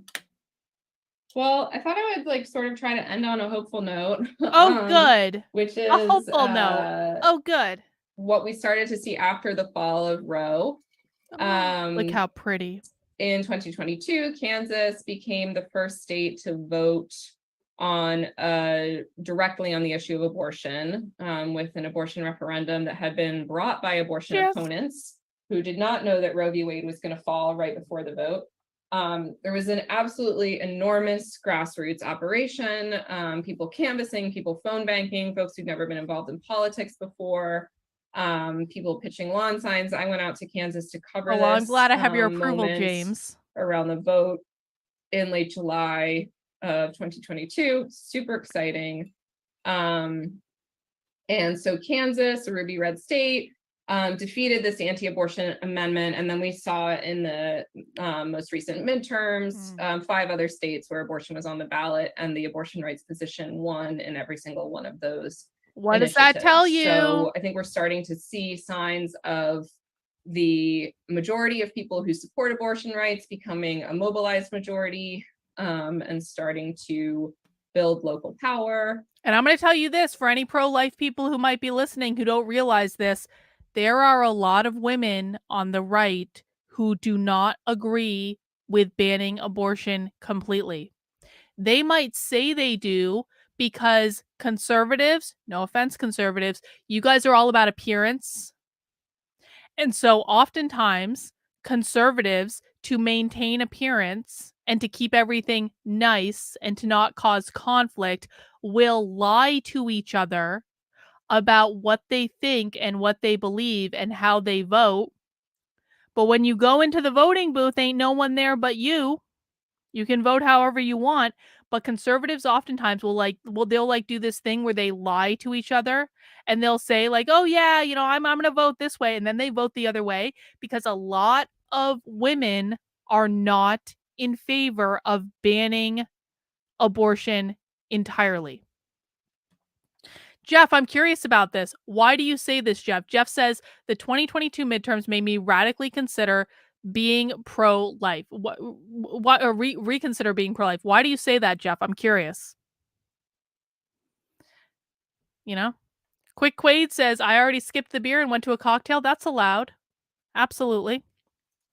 James says, yeah, we're libertarians, small L, family, and none of the gals in my family are for full bans. There are very few women and I know like this has been a talking point of the pro-life movement for a long time. And so they actually convinced people. They convinced everyone on the right. They're like, no one really cares about abortion. Don't worry about it. Oh, no. That's not the truth. It's not the truth at all. Oh, I convinced you to reconsider? I'm glad about that. I just think people should be reasonable. I don't care if people are personally pro-life. I don't care if people are like I would never have an abortion myself. Like, I'm never going to have an abortion. If I happen to get pregnant now, like out of some sheer act of God or something, like I would have the baby.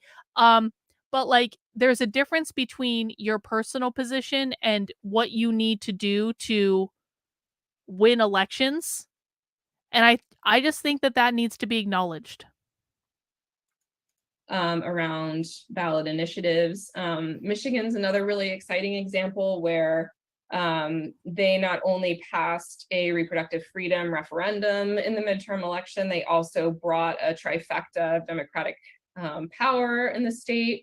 And we saw just recently they repealed the right to work law in Michigan, right? So there's a pathway, I think, where abortion can be sort of a gateway for progressive issues. You'll get there soon enough, Sam. We believe in a ballot initiative that we'll keep that beer cold to vote on the issue of abortion then can become a stepping stone towards a host of other progressive priorities. That's my hopeful spin on things and where I see things headed, where I hope things are headed.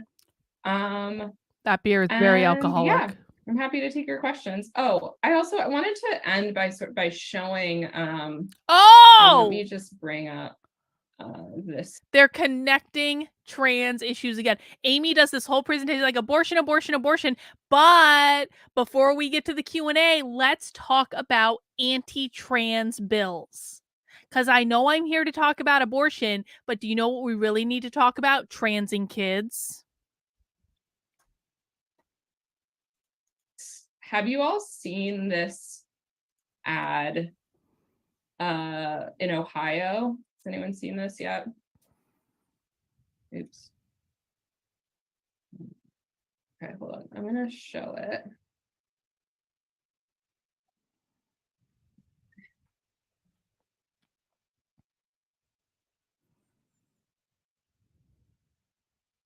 So this is an Ohio ad that was put out. So Ohio is the latest state that's trying to pass a ballot initiative in favor of abortion rights. So it's a state with a conservative gerrymandered legislature where defenders of abortion rights think their best shot is taking it directly to people. So they're trying to get a ballot initiative on abortion. And this is part of a very well-funded effort to defeat the amendment. I'm just going to play it. Your daughter's young, vulnerable. Can you all hear? Online. You fear the worst, pushed to change her sex or to get an abortion. You have some right to help her through this, but activists want to take all that away. Under their proposed amendment to the Ohio Constitution, the state shall not interfere with individuals getting abortions or sex changes, meaning you could be cut out of the biggest decision of her life. What? Now you can all see my workout videos that I do, so I don't despair. Okay, so yeah, I feel like the reason that ad is so striking to me, and I'd be curious to hear other folks reaction to it, is they figured out oh, oops, abortion rights are really popular.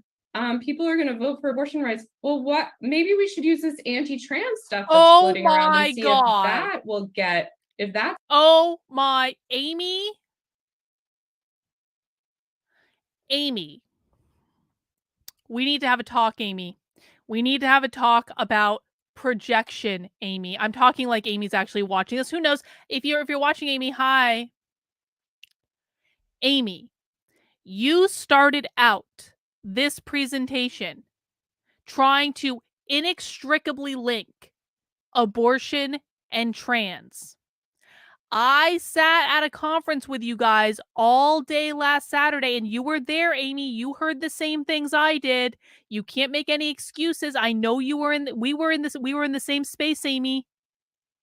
And at that Socialist Reproductive Justice Conference last Saturday, they spent all effing day trying to link abortion and trans.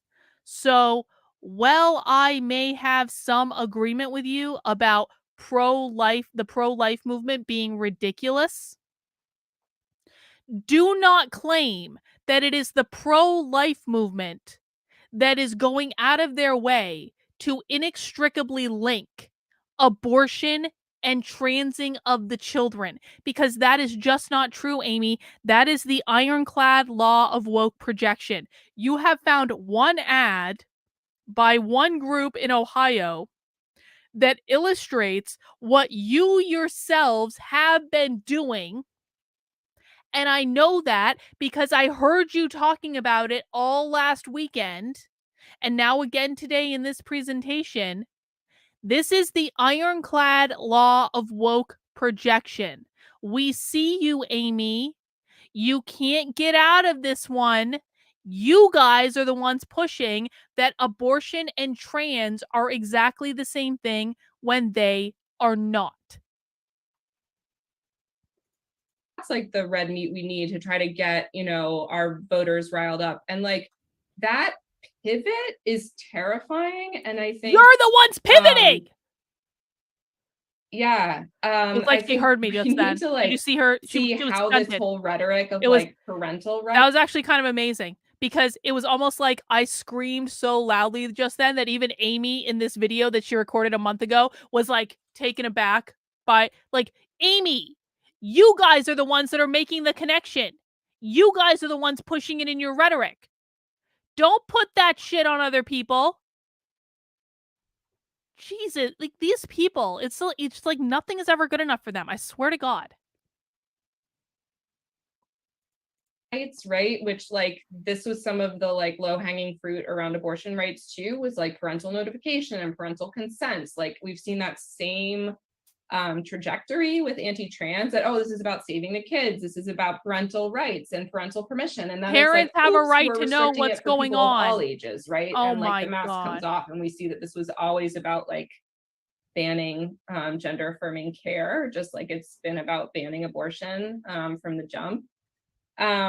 So yeah, I'd be curious to see what other folks think of that ad, but I think it's sort of like, yeah.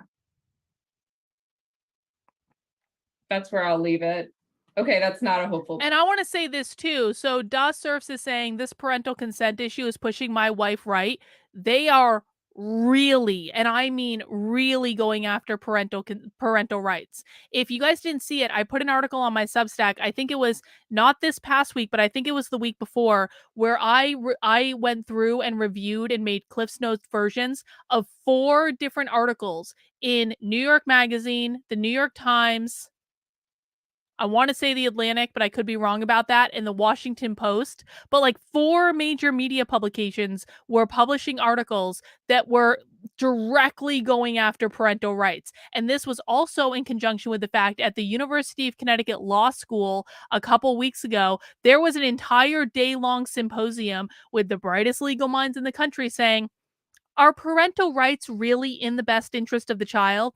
So this parental rights things, this is like ground zero. If they win on parental rights, then like just you better enjoy your long, slow descent into socialism. If they win on parental rights, enjoy the long, slow descent into socialism. If they win on eliminating homeschooling, enjoy the long, slow descent into socialism. That's the ball game. That's it. And so if there's any issue that people should be pushing right now, it is explaining to people why they're going after parental rights, what they're doing with it, making sure your friends and family understand. This has got to be like if you guys have never talked to your friends and your family about what's going on in the world, now is the time to start. And you start with parental rights, because parental rights is something that I think most people can kind of wrap their head around. They're actively trying to do, and by the way, state of California and the state of Washington have both passed bills this year where they are dramatically undercutting parental rights. This is not theoretical. This is actually happening legislatively. Place, but I think it's important to recognize and connect the threads here. Heron Greensmith at PRA and I Hi, wrote a Heron. co-authored a piece together where we sort Hi. of trace the Hi, lineage Betsy. of anti-abortion legislation, anti-trans legislation, and also the rhetoric. You know, you see folks like Tucker Carlson out there like literally calling gender affirming care providers murderers and criminals. Like that's how abortion providers got killed, right? That's right. And you know, people with AR-15 showing up to Drag Town Story Hour, Drag Queen Story Hour, like stuff like that. So I'm going to stop talking because there's an interesting discussion in the chat that I feel like I want to bring into the Q&A is always the best part of these. discussion. They always say Yes, things thank you that so are much for giving us that background. For those who are new to Happy Hour, welcome.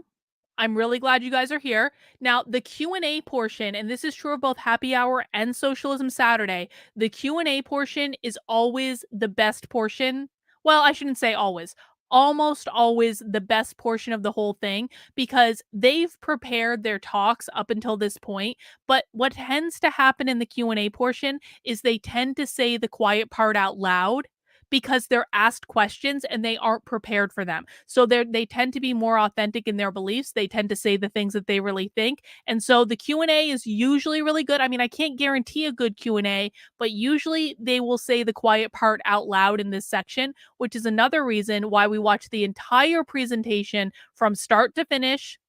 We train for this.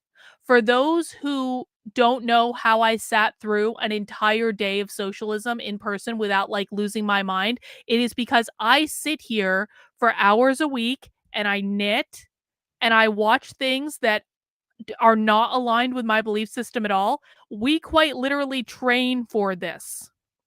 So when it comes to like sitting through boring things, I know how to deal with that. I've practiced like a lot, and you can all do it too. And it's important that we do it because we need to start getting used to listening to people who we disagree with, because when we listen to them, they will tell us what they're doing. The problem is that we actually have to listen to them in their full form, not just clips on like libs of TikTok or stuff like that. So that's why we do this. I'm really glad you're here. That's why we also have beer and cocktails to make it a little bit more enjoyable for all of us. And I want to say thank you to Jeff for the super chat. +1 for pushing through to the good part. Yeah, it's kind of like a marathon. Like, you're miserable when you're doing it, but man, when you get to that good part and you get those moments and you get those clips, it's like all worth it. That definitely helps us kind of contextualize and see kind of where we came from and where we could be headed if we're not, careful. So thank you for that. Yeah, I wanted to bring in some of the things that were in the chat. Robin said the preemptive nature of the pivot is the scariest part, as you were saying.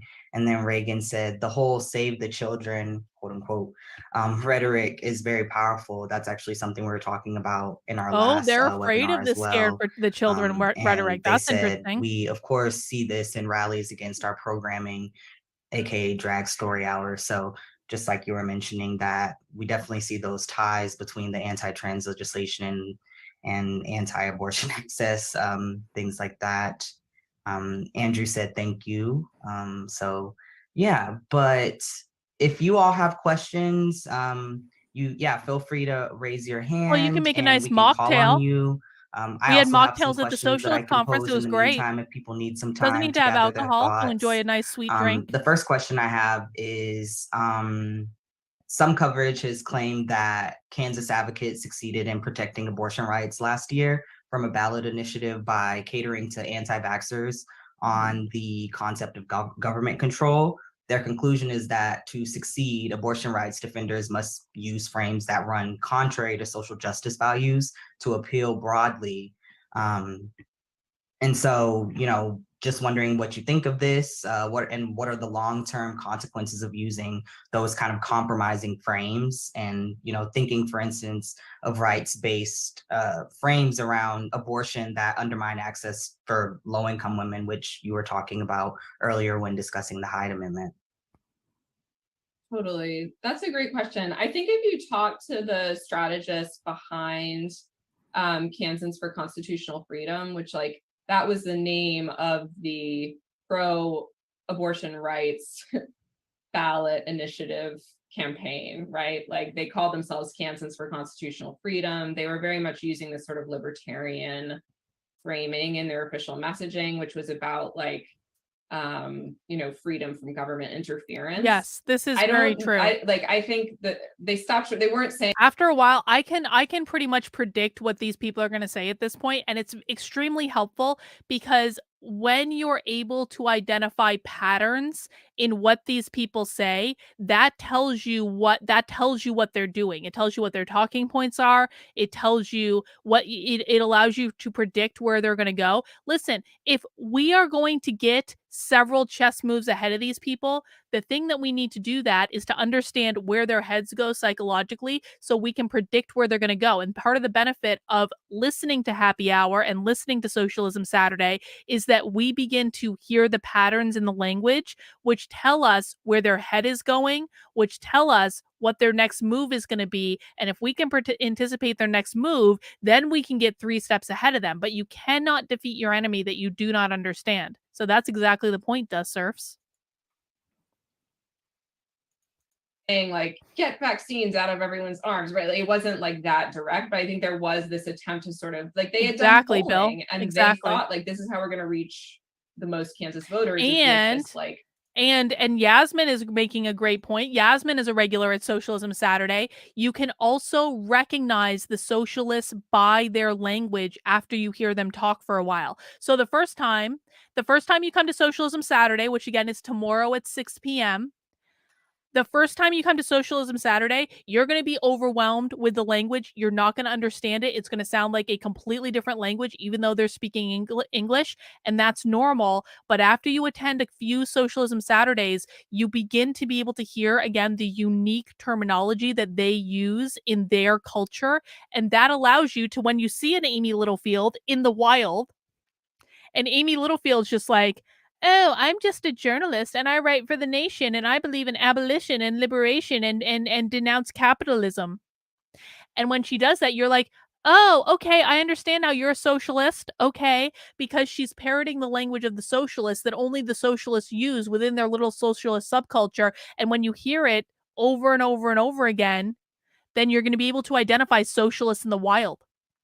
So imagine you're at a school board meeting and there's a member of your kid's school board that starts talking about having liberation and abolition in the curriculum. That should set off your alarm bells and you go, okay, socialist, socialist, socialist. And then you need to pay extra special attention to that person because they're up to no good. These people are very predictable after you've been listening to them for a while. But you do need to do the work to show up and to listen to them. Transcend said, just found your channel this week. You grind like a 9 to 5, heading to your Substack now. I appreciate that, Transcend. Thank you. Thank you.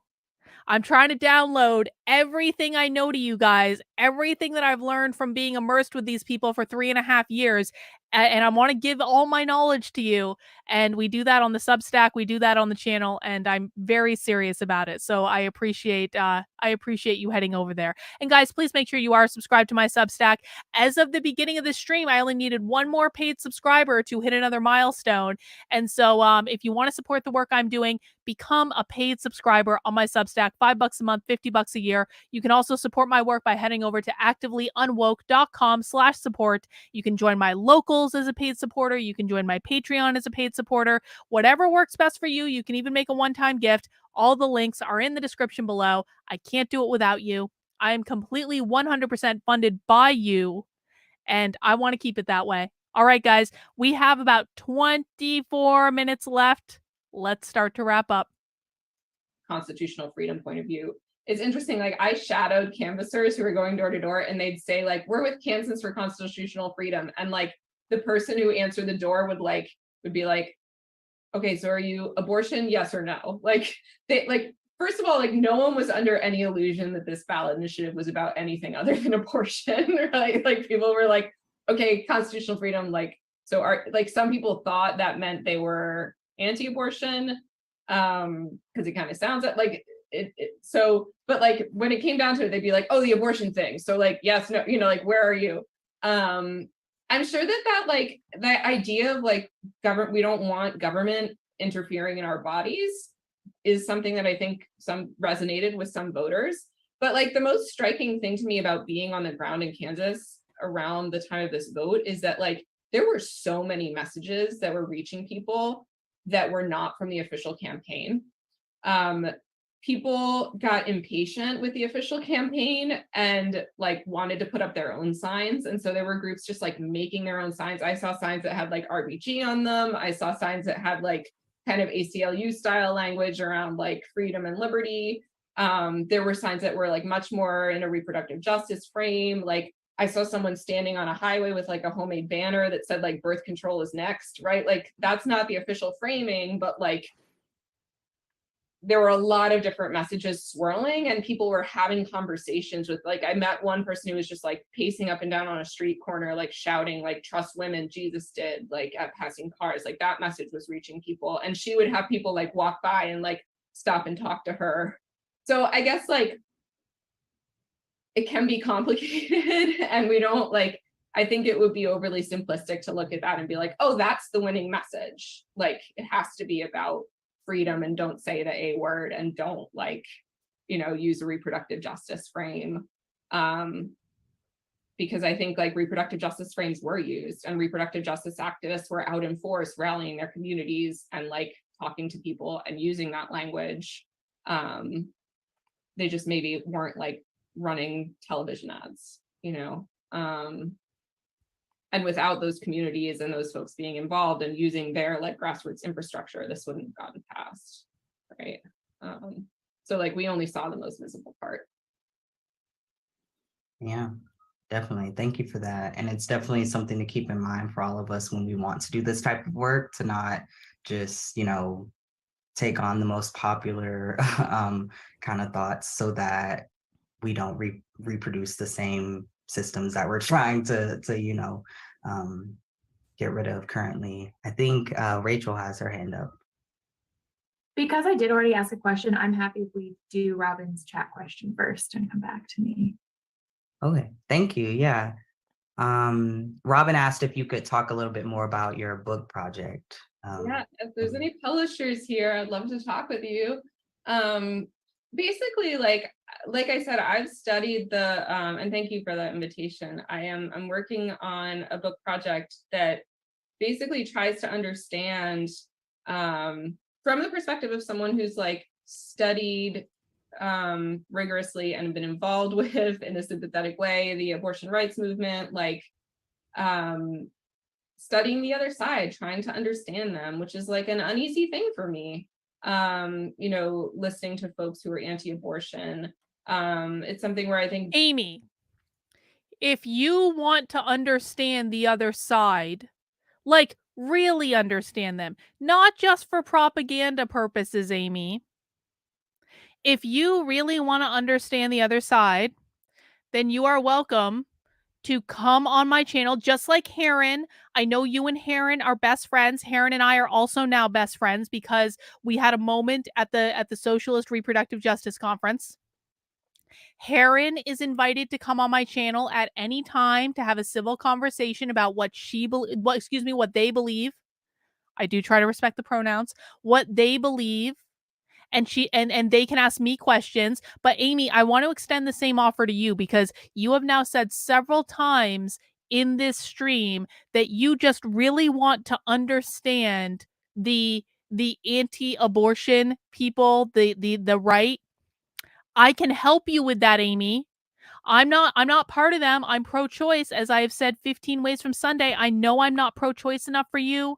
I know that you don't like my position, but what I can do, Amy, is that if you are serious about wanting to understand the pro-life movement and the political right, you can come on my channel and you can ask me questions about them, because I understand these people just like I understand you and the socialists. I understand who they are. I understand what they believe. I've been integrated with them for years as an outsider because I don't agree with them. And I think a lot of the things they do are stupid. But I am more than happy, Amy, to explain it in a live setting where everyone can watch us have the discussion, where no one's going to be quoted out of context because you're doing your little fake journalism thing that you do. I know I just called you a fake journalist and you're probably going to be insulted by that, but I think you'll understand my position because you distorted what I believe in the nation. But even I'm willing to put that aside, Amy, and I'm willing to clear my calendar to have a conversation with you about what they actually believe and to give you some more nuanced perspective about this. And I know you know how to get in touch with me because I haven't blocked you on Twitter. There's no point in that, but you can DM me on Twitter. You can email me at activelyunwoke@gmail.com. And if you're really serious about this and you're not just saying this on the internet for fun, if you're really serious, then we can have that conversation. And I am more than happy to tell you what they believe and why they believe it. And then you can go and fact check. Don't take what I say as the gospel. No one should ever take what I say as the gospel. Do your own homework. But let's just be intellectually honest about what we're actually doing and what we're actually engaging with. So the offer is open, Amy. Get in touch with me. You've done it before. And I am more than happy to have a rigorous conversation with you and answer every single question that you have in the open, live on the internet. And I'll let you say whatever you want to, whatever pro-abortion, anti-capitalist, socialist thing you want to say, you're allowed to say that as well. We can be civil, you know? That's it. That's it. I'll look forward to hearing from you, Amy, and we can get that scheduled. Being white and being a woman is an asset that allows me access and a certain level of facility and comfort with these folks. And just doing deep listening and trying to understand. Deep listening. Exactly, Amy. Exactly. Deep listening. It's going to be a narrative project. It's going to focus on a couple of anti-abortion folks and tracing them through these pivotal moments I outlined, starting with the Hyde Amendment and really studying that as the first massive failure on the pro-choice side, the first major victory on the anti-abortion side. And I'm just trying to understand this question of how they won, right? Because original, of you. Working title for this project was how we lost everything, and then I was that's not. No one's gonna buy that. I don't even want to buy that. But I think, Amy, we talked about this at the beginning. Okay, I know you're not actually here with me today, and I know you recorded this a month ago, and so we can overlook the fact that you really don't understand how they won. They won because of people like you. They won because you guys decided that safe, legal, and rare was not good enough. They won because you guys decided to shout your abortion. That's why they won. It is really not that hard to understand. As turned off as I am by the pro-life movement, and that's pretty severe, I'll tell you that, I am also equally as turned off by the I can't even call you pro-choice anymore because it's not even about choice. It is about you guys are celebrating abortion. You guys are baking cakes celebrating abortion. I have seen pro-abortion activists wear earrings with dead babies and have t-shirts with dead babies celebrating abortion and saying, I'm going to have 6 or 7 more of them. That's, Amy, That turns a lot of people off. And I say that as someone who is pro-choice. It is profoundly disturbing to me to hear you guys celebrate abortion at 8 or 9 months when there is not a medical reason to do so. That just seems a little inhumane to me. It seems like we've lost our way. Safe, legal, and rare, I can get behind that, bro. I can. But this craziness where you guys are having at-home bathroom abortions that then culminate with you worshiping yourself in front of a spiritual shrine, which is not a shrine about worshiping the child. It is a shrine about you worshiping yourself after you have your at-home bathroom abortion and you have bled and expelled the product of conception into the toilet after you take the pill that first kills the baby and then the second pill which expels the baby. It's a little bit much, Amy. The spiritual shrine aspect of it was really, really disturbing. And I say that as someone who has crystals on my desk. I have crystals. I have woo-woo stuff on my desk. I don't want you guys bastardizing my spiritual beliefs in order for you guys to have a worship of abortion spiritual ceremony after having given yourself a bathroom abortion. I don't think I'm asking too much. The reason the pro-life movement won is because you guys pushed everyone over to that side that was in the safe, legal, and rare camp because to you, that was not good enough. I may be working out some feelings here. I hope everyone's okay with that. I think like that brings up a whole lot of other questions, like how does someone become an activist? Like what makes someone care about an issue? Like what makes someone care about abortion as the issue that will allow them to overlook all of their other values? Like how important are the people for whom that is the case, right? The folks who are like, whatever, the environment, animals, like I got to focus on this. Like how many of those folks are out there and are they like a decisive part of our like voting populace? Like those are some of the big questions that I want to understand. And I would love your feedback from you all, or like whether you think those are interesting questions or are those things that you're also thinking about, or like what are the things when you're like, how did we get here? Like what are the questions that need answering to unpack that question? Because that's like what keeps me up at night, right? Is like how do we get here? Like our planet is about to like, you know, climate change is upon us and like how are we here instead of like massive, you know, coordinated civil disobedience and action on that question, you know. Yeah, definitely. Thank you. Rachel? So I know especially sorry, a lot of times the sort of advice for the pro-choice people, I guess, is to start building the same coalitions at the state and local level that were so successful for the anti-choice movement. But as like a DC resident, I don't really have state and local option. And even like pro-choice politicians like Barack Obama use DC abortion rights as sort of a political bargaining chip. So I guess, I don't know, do you have any recommendations other than the political sort of get out the vote, I guess, advice for people who want to, I don't know, take action to protect this right? Yeah, great question. Great question.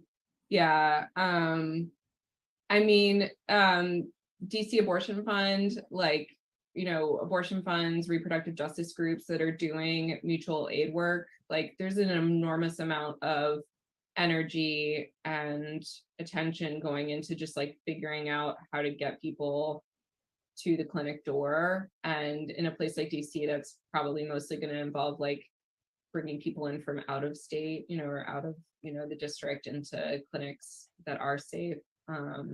I know like the DuPont Clinic is a huge destination for abortion seekers from all over the country. Yeah, I mean, and there's ways of building local and state power that don't have to do with getting people elected, right? Like I was just speaking with an organizer in the Rio Grande Valley in Texas who organized, she works with an abortion fund, and she and her fellow organizers like got a whole bunch of people together to block one of these sanctuary city for the unborn ordinances that was proposed in a city named Edinburgh in the Rio Grande Valley. So that was like, they just like swarmed to this meeting and like had a bunch of people testify about their abortion experiences and about why they opposed the ordinance, and like managed to shout it down and get it so that it would look like it was going to pass. And then the like city council members were like, we weren't quite sure it would be like this, and they got intimidated and there was some legal questions and they backed off and it didn't pass. And so I want to explain to the pro-life people how that happened, because I know how that happened because they explained it at the Socialist Reproductive Justice Conference. So the socialists and the pro-abortion people are actually holding workshops to explain to women who have had abortions how to tell the story of their abortion effectively in order to communicate that story to city councils and state reps and people like that who are deciding on this anti or pro like abortion legislation.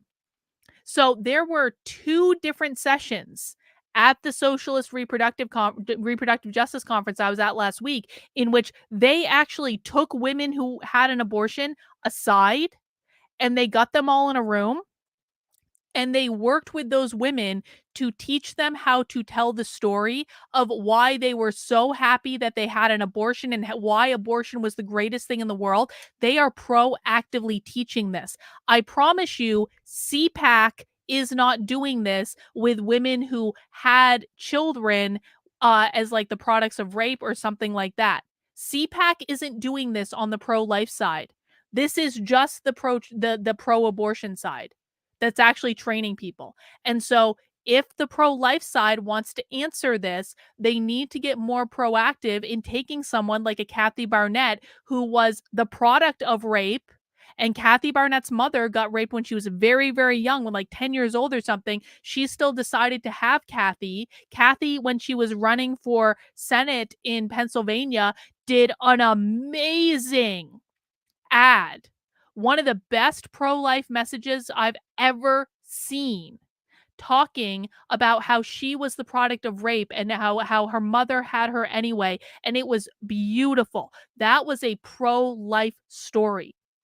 The pro-abortion people are training people and workshopping how to tell the abortion is awesome story. The conservatives, if they really want to win on this issue, need to do exactly the same thing on the, and I have members in my community who there are members in my community who like they actually survived abortion and they were born, and thank God for that because they're wonderful people. Let's tell that story. And again, I say this as someone who's pro-choice. I am pro-choice. That's not going to change. But I just think there is a lot of messaging that could get out there that could tell the story of why people are pro-life differently. And the fact that the pro-abortion people are going to these city council meetings and they're turning around legislation on the basis of the fact that they are telling a better story. That is all the evidence that you need that this should be more of a priority on the political right than it is. But that wouldn't have happened if they didn't already have like the local networks available. This is the same like organizing groups, like the groups like South Texans for RJ, Frontera Fund, that mobilized when Lizelle Herrera got arrested. See, Sam, this is a powerful story, and thank God you were born. We're really glad you're here. Got arrested for what seemed to be like murder charges for a self-managed abortion. And there was a huge immediate response, and people were rallying outside the jail, and they had those networks ready to go, right, to respond when someone was criminalized like that. So I think, finding like-minded people and, connecting with them where you are, whether that's, you know, via an abortion fund or just like your neighbors. I think a lot of folks are doing that in this moment. I don't know. Yeah, I don't know what DC abortion politics with that. You know more about that than I do. No, that's great advice. Yeah, especially that state and local organizing isn't just voting. That's good to keep in mind. Yeah. Thank you for that question, Rachel, and for your answer, Amy. I have another question if no one else has one at this exact moment. My question, back to it, it is, so you've written about the impact of a death caused by abortion bans to galvanize a movement, for instance, in Ireland. What are your thoughts on strategies focused on highlighting the dangers of abortion bans versus rights to bodily autonomy or other narrative frames? Hang on, you're allowed to be pro-life. The only rules I have in my chat are don't be a dick and no whining. So what you're not allowed to do, Kevin, is you're not allowed to call me a baby killer. You're not allowed to call other people in the chat like a baby killer or insult them. But if you just want to be pro-life, then be pro-life. I don't really care. Like, teach their own, man. Good question. And I would love to know what other folks in this call think about that. And it's interesting, like going back to the Hyde Amendment that I mentioned in the beginning, like you can see this shift in the rhetoric, right? From people being like, this is an attack on the poor. This is like an injustice. This is like, regardless of what you think about abortion, like this is like anti, poor people. Like that seems like a really winning framework, right? Like it's really clear about what the stakes are. And yet like the fight around the Hyde Amendment became about, because the original version had no exceptions. Henry Hyde actually ended up voting against it the first time around because they added exceptions for the life of the mother. And then the fight became about adding rape exceptions, adding life and health exceptions. It became about exceptions. It Thank became you, about James. how I appreciate dead that. does a woman have to be? How, young does a rape victim have to be for us to care about her having to cross state lines? Like this is like the framing that we still use, right, around like exceptions and who is worthy of empathy. And it is a limited framing that I think deepens the stigma, because who gets to have access without feeling guilty about it, right? Only like someone who's almost dead or someone who's been raped. And I also, the other thing I want to point out about like exceptions is they're not actually like meaningful. I think they're a marketing tool, because when you close the clinics, when the doctors who are expert in performing abortions leave the state because they can no longer perform the procedures they've been trained to perform, like you can't operationalize an exception, right? Can you imagine how, again, I say this as someone who's pro-choice. Can you imagine how soul-sucking of a profession it must be to be an abortion doctor? And that's literally the only thing you know how to do is to perform abortions. And you create an entire clinical practice around performing abortions.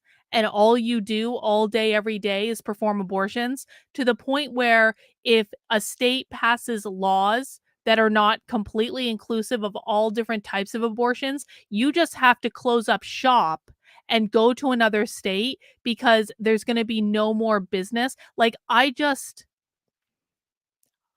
can't imagine a more soul-sucking existence than performing abortion day in and day out and day in and day out, and for all different types of cases and for at all different time frames. Like, those people are going to lose it. I mean, truly, I bet you a lot of the people who do that sort of thing just become really, really, really unhinged and have an extremely warped view of humanity. So I guess my advice would be If you need to learn how to perform it for like an every once in a while sort of thing, fine. But maybe don't build an entire practice around abortion. That just seems like a really, really, really, really, really, really bad idea. Well, what she just said though, Kevin, is that people in states where they outlaw abortion and there's only just exceptions to the rule, they just don't have any business anymore, so they have to pack up and close up shop. So maybe they're doing other services too, but if the majority of their business is coming from performing abortion and they can't make money doing other OBGYN stuff, that to me sounds really like not a good place. And then Judy asked a good question. Judy said, "Did you get one more subscriber you need?" Judy, I actually did. So guys, thank you for whoever subscribed to my locals and became a new paid subscriber. You guys have helped me cross a new milestone, not on my locals, sorry, on my Substack. You guys have helped me cross a new milestone today for my Substack. But of course, I do have an annual goal that I want to meet. I really want that bright orange check mark. I really want 1,000 paid supporters on my Substack because I get a new check mark. I already had the check mark for hundreds of support. So on Substack, your verification on Substack is dependent on how many paid subscribers you have, which I actually think is the most fair way to do verification if I'm honest about it. And so I already have the orange on white check mark, which means I have hundreds of paid subscribers on Substack, and thank you everyone who is a paying supporter on my Substack. But when I get to 1,000 paid supporters, I get a bright orange check, and I really want it. I do. I'm going to admit it. I want it. And so because I want it so badly, I'm giving you guys new content almost every single day of the week. I am giving you the most original and unique and quite frankly dystopian unwoke content on the internet. I am the most consistent bitch on this platform. I will break down the woke ideology for you. I will tell you what you need to know in plain English. I will show you the receipts. And in return, all I ask is that you support my work for $5 a month, $50 a year. And it really does help me out and it keeps me in business because I am funded by you and I want that orange check mark. I feel like I have earned that orange check mark. And so that is why I am pushing Substack subscriptions so hard. Carlyn, KARLYN.substack.com. You can subscribe for free. You can dip your toe in the water, but I'm going to get you at some point. You know it. It's less than a cup of coffee at like Starbucks or something. And you support the work I'm doing and you get great supporter perks. And I really do appreciate it. Thank you for asking, Judy. And thank you to everyone who's supporting my work on Substack. I really can't do it without you. Like, even if an 11-year-old who's been raped comes into your office, like if you're not trained in that procedure, you don't have a clinic to see well, that locals person, is like, great too, though, Grandma Nay, and I do appreciate people supporting me on locals. Whatever platform works best for you, it's totally fine. And you just bought some merch too, so I appreciate that. Just in terms of the reality on the ground. And yeah, I mean, I think for a long time there's been a lack of I guess I should say, like, the mainstream conversation has centered more around exceptions and on like the like almost dead patient and not on questions of bodily autonomy that are a winning framework that I think most people would agree with, and that also have the benefit of like bringing together in a really natural way LGBTQ people, you know, trans folks who need gender affirming care, people who need abortions, who often are trans, you know, and gender nonconforming folks, and like unifying these different movements and not siloing them in a way that, like, frankly, the, you know, right wing is really good at sometimes, right? Like they see these fights as like in lockstep, right? And so I think like the potential for a unified messaging around bodily autonomy is much more profound than saying like, oh, but what about dead people? You know, like what about like people who are, you know, don't people who are about to die deserve abortions? Like that shouldn't be that's important to highlight that these terrible cases are happening and there is suffering, and like, yes, what does this mean, about that, but it shouldn't be the end of the conversation. Is this the Yeah, abortion for pill? sure. So the Supreme Court just preserved access to the abortion pill? Oh, great. So they won. Pro-lifers aren't going to figure that out for a couple of years, but that's great. Okay. Well, I guess it is what it is. Is what it is.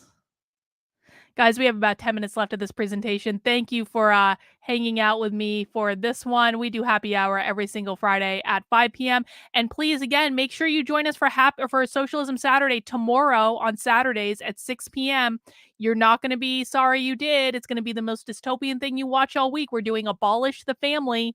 So I do hope to see many of you tomorrow for Socialism Saturday at 6 p.m. And let's wrap this bad boy up.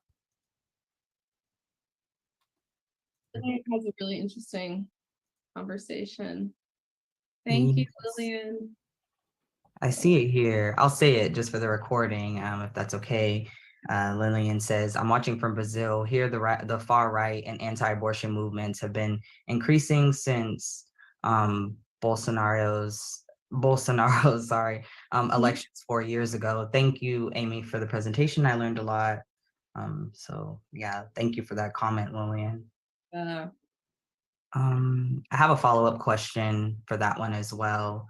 And that is, following up on that one, what do the attacks on, this is something you kind of touched on a little bit, but what do the attacks on contraception, trans youth, and drag performance that frequently appear to go hand in hand with abortion bans in state legislatures tell us about movement strategy and vision? Oof. Yeah. Yeah, I mean, again, like the Christian right, Christian nationalists have like a very coherent, consistent worldview that centers on the white, father-led, heterosexual family. And if you go to, which I'm sure a lot of folks on this call have, to like conferences on anti-abortion, or Christian right conferences across the board, They get to go to the enemy's conferences, but I don't. Idealized vision of the world that they want, right? Which is like, it's completely people don't unfair. use contraception because it's evil. They have as many kids as God blesses them with. Women probably don't work, and certainly like same-sex marriage and anyone who differs from like the gender binary is not doesn't exist, and so that framework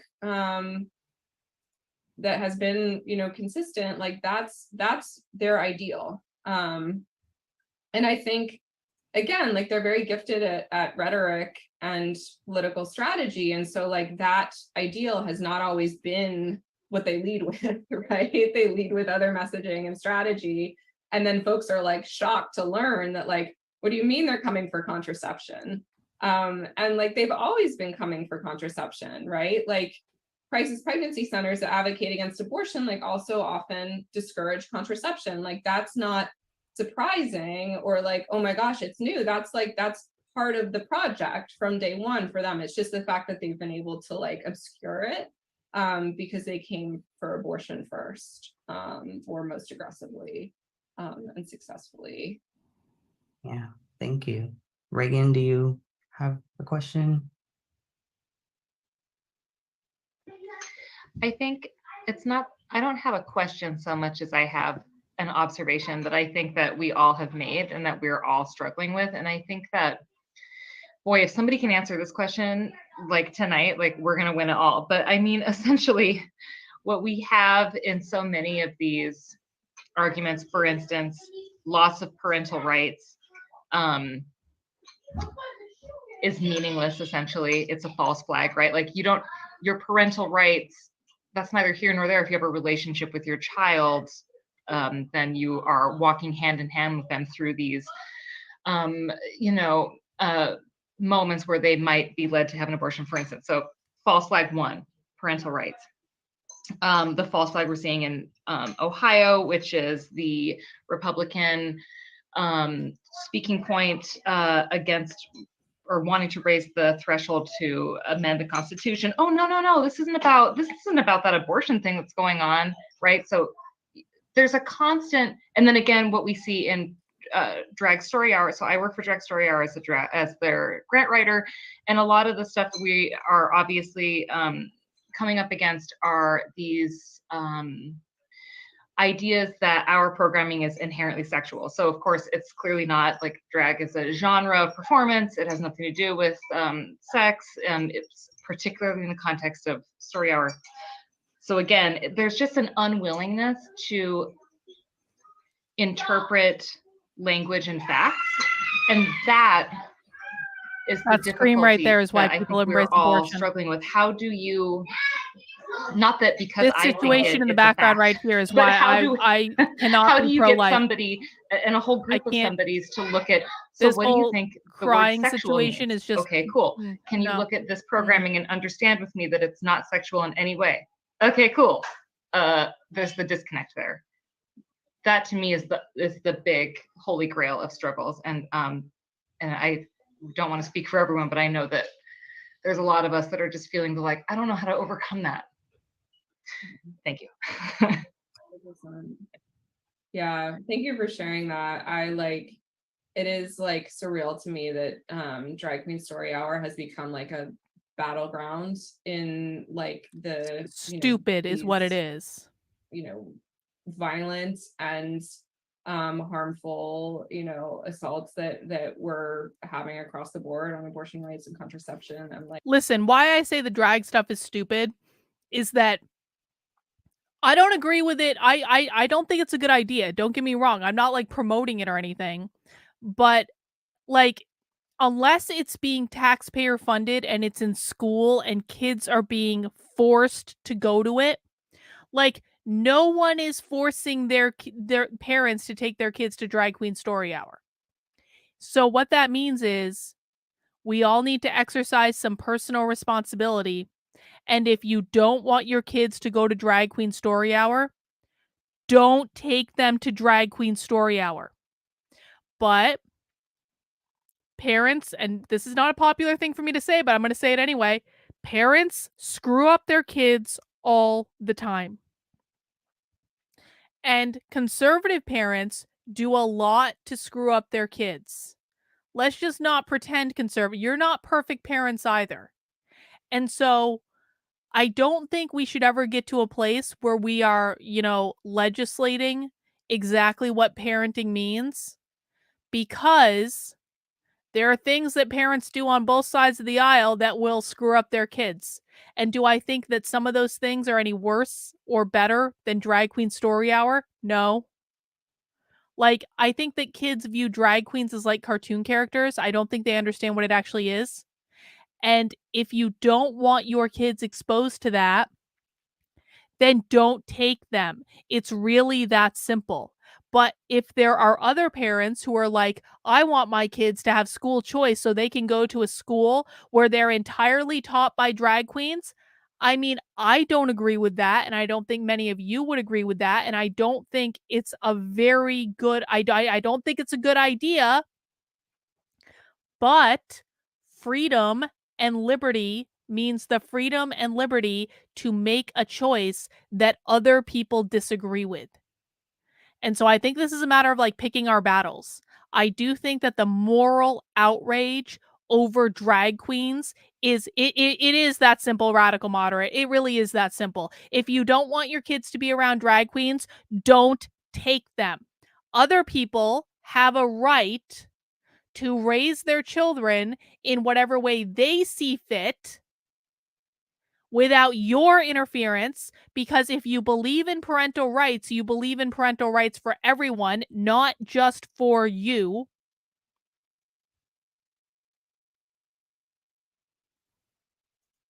Oh, I don't have. Oh, you're talking about the woman in the video. I was gonna say I don't have a kid, so no, I'm talking on the internet of my own volition. Freedom means the freedom to make decisions that you personally disagree with. We have got to start to create an environment where people can make different decisions than you, and you don't enact the power of the state to stop them because that is authoritarian. You can explain all you want, radical moderate, but there is nothing that will change my mind on this issue. No one is holding a gun to your head and forcing you to take a kid to a drag show. That's not happening in any universe. You can try to rationalize it all you want because you don't like it, but no one is forcing you to go. And you imposing your will on other people is exactly how we got into this situation in the first place. I can guarantee you, you're not going to change my mind on this. You can go ahead and try, but I'm going to end up repeating the same things to you that I've just said this time round. Anyway, we've got a couple minutes left. Let's wrap up. Like that is, I saw Laura Jane Grace from Against Me tweet out earlier today, like that drag queen story hours are seen as sexual because like conservatives can't see women as anything other than sex objects. So I was like, that seems like, yeah, there's a like correlation there. But yeah, when you can't agree on facts, like I think it's really hard to start a conversation. And I think a lot of that comes down to the like siloing of the media too, and the fact that like a lot of conservatives are getting all of their information from Fox News. And no, they're not, Amy. And yeah, like if we can't agree on like Amy, this is another way that you do not understand conservatives, Amy. Many conservatives hate Fox News. There is a big portion of conservatives that will not watch Fox News because they don't trust Fox News, because they feel that Fox News is rhino establishment news. So to say that all of these conservatives who are outraged over drag queens are getting their news from Fox News, no. Some of them are, sure, but there is a big portion of conservatives. Yup, see, Dust Surfs is saying it right now. Fox News is only for rhinos, Amy. Fox News lost their credibility with conservatives in the 2020 election when they refused to call Florida. Like, it was all downhill from there. And this whole thing with them settling with Dominion for $787 million, that's only going to make Fox News more toxic in the eyes of conservatives and the political right. So no, Amy, that is not correct. You do not understand what you're talking about. Sorry. Except for Tucker. Yup. They a lot of them really like Tucker, but Tucker is like the only one that they like. They hate Sean Hannity. If Sean Hannity got canceled off of Fox News, they would not be upset about that at all in any way, because Sean Hannity is an obvious Fed and no one should listen to him. The man literally wears an FBI and a CIA pin on his show. Just saying. Science and basic human needs, and like then it's conservatives really hard don't to like like science. find common ground. And I also think like a lot of these things like that like this is about feelings. This is about like stirring up like feelings and emotions, and then like yeah, it's not necessarily about like this is the science or this is what the data shows about what people need. But I'm scared about that too, because it's like journalism, research, like all of our, you know, at least the folks whose professions I know on this call, right? Like it only works if people hear what you're saying, believe it, and are moved to act as a result. And I have to believe that that still is meaningful. But it's scary to think that maybe it's not. Yeah, definitely. Thank you. Thank you for speaking with us. Amy, I'm going to ask, do you have any closing remarks, any final remarks before we close out tonight? Well, thank you so much. These are really interesting observations and questions. So grateful to Alex and Chancey for organizing and facilitating. And yeah, I do have hope that we are in this like moment where it's become clear that the majority of people support access to abortion. I think the majority of people support access to care for trans people too. And I think the results of the midterms made clear that there is a growing gap between leadership, especially in areas like the Supreme Court, and what the majority of people believe. And so I think as we see more and more organizing going on at the grassroots level, I am hopeful that the ground is starting to shift. And I appreciate you all thinking through these issues with me. All right, you. guys. Yeah, and I mean, we really appreciate you taking the time to. Well, that seems to be the end of our happy hour for today, our nice pro-abortion session with Amy Littlefield. I hope you guys all enjoyed the show. Again, we do happy hour every Friday at 5 p.m. I firmly believe that people who, I know that sitting through happy hour is a little tough sometimes. That's why we have drinks and we engage in tomfoolery and other things in the chat. But for real, I really do believe that people who watch happy hour on a regular basis know more about what's going on with the woke left than like anyone else on the internet.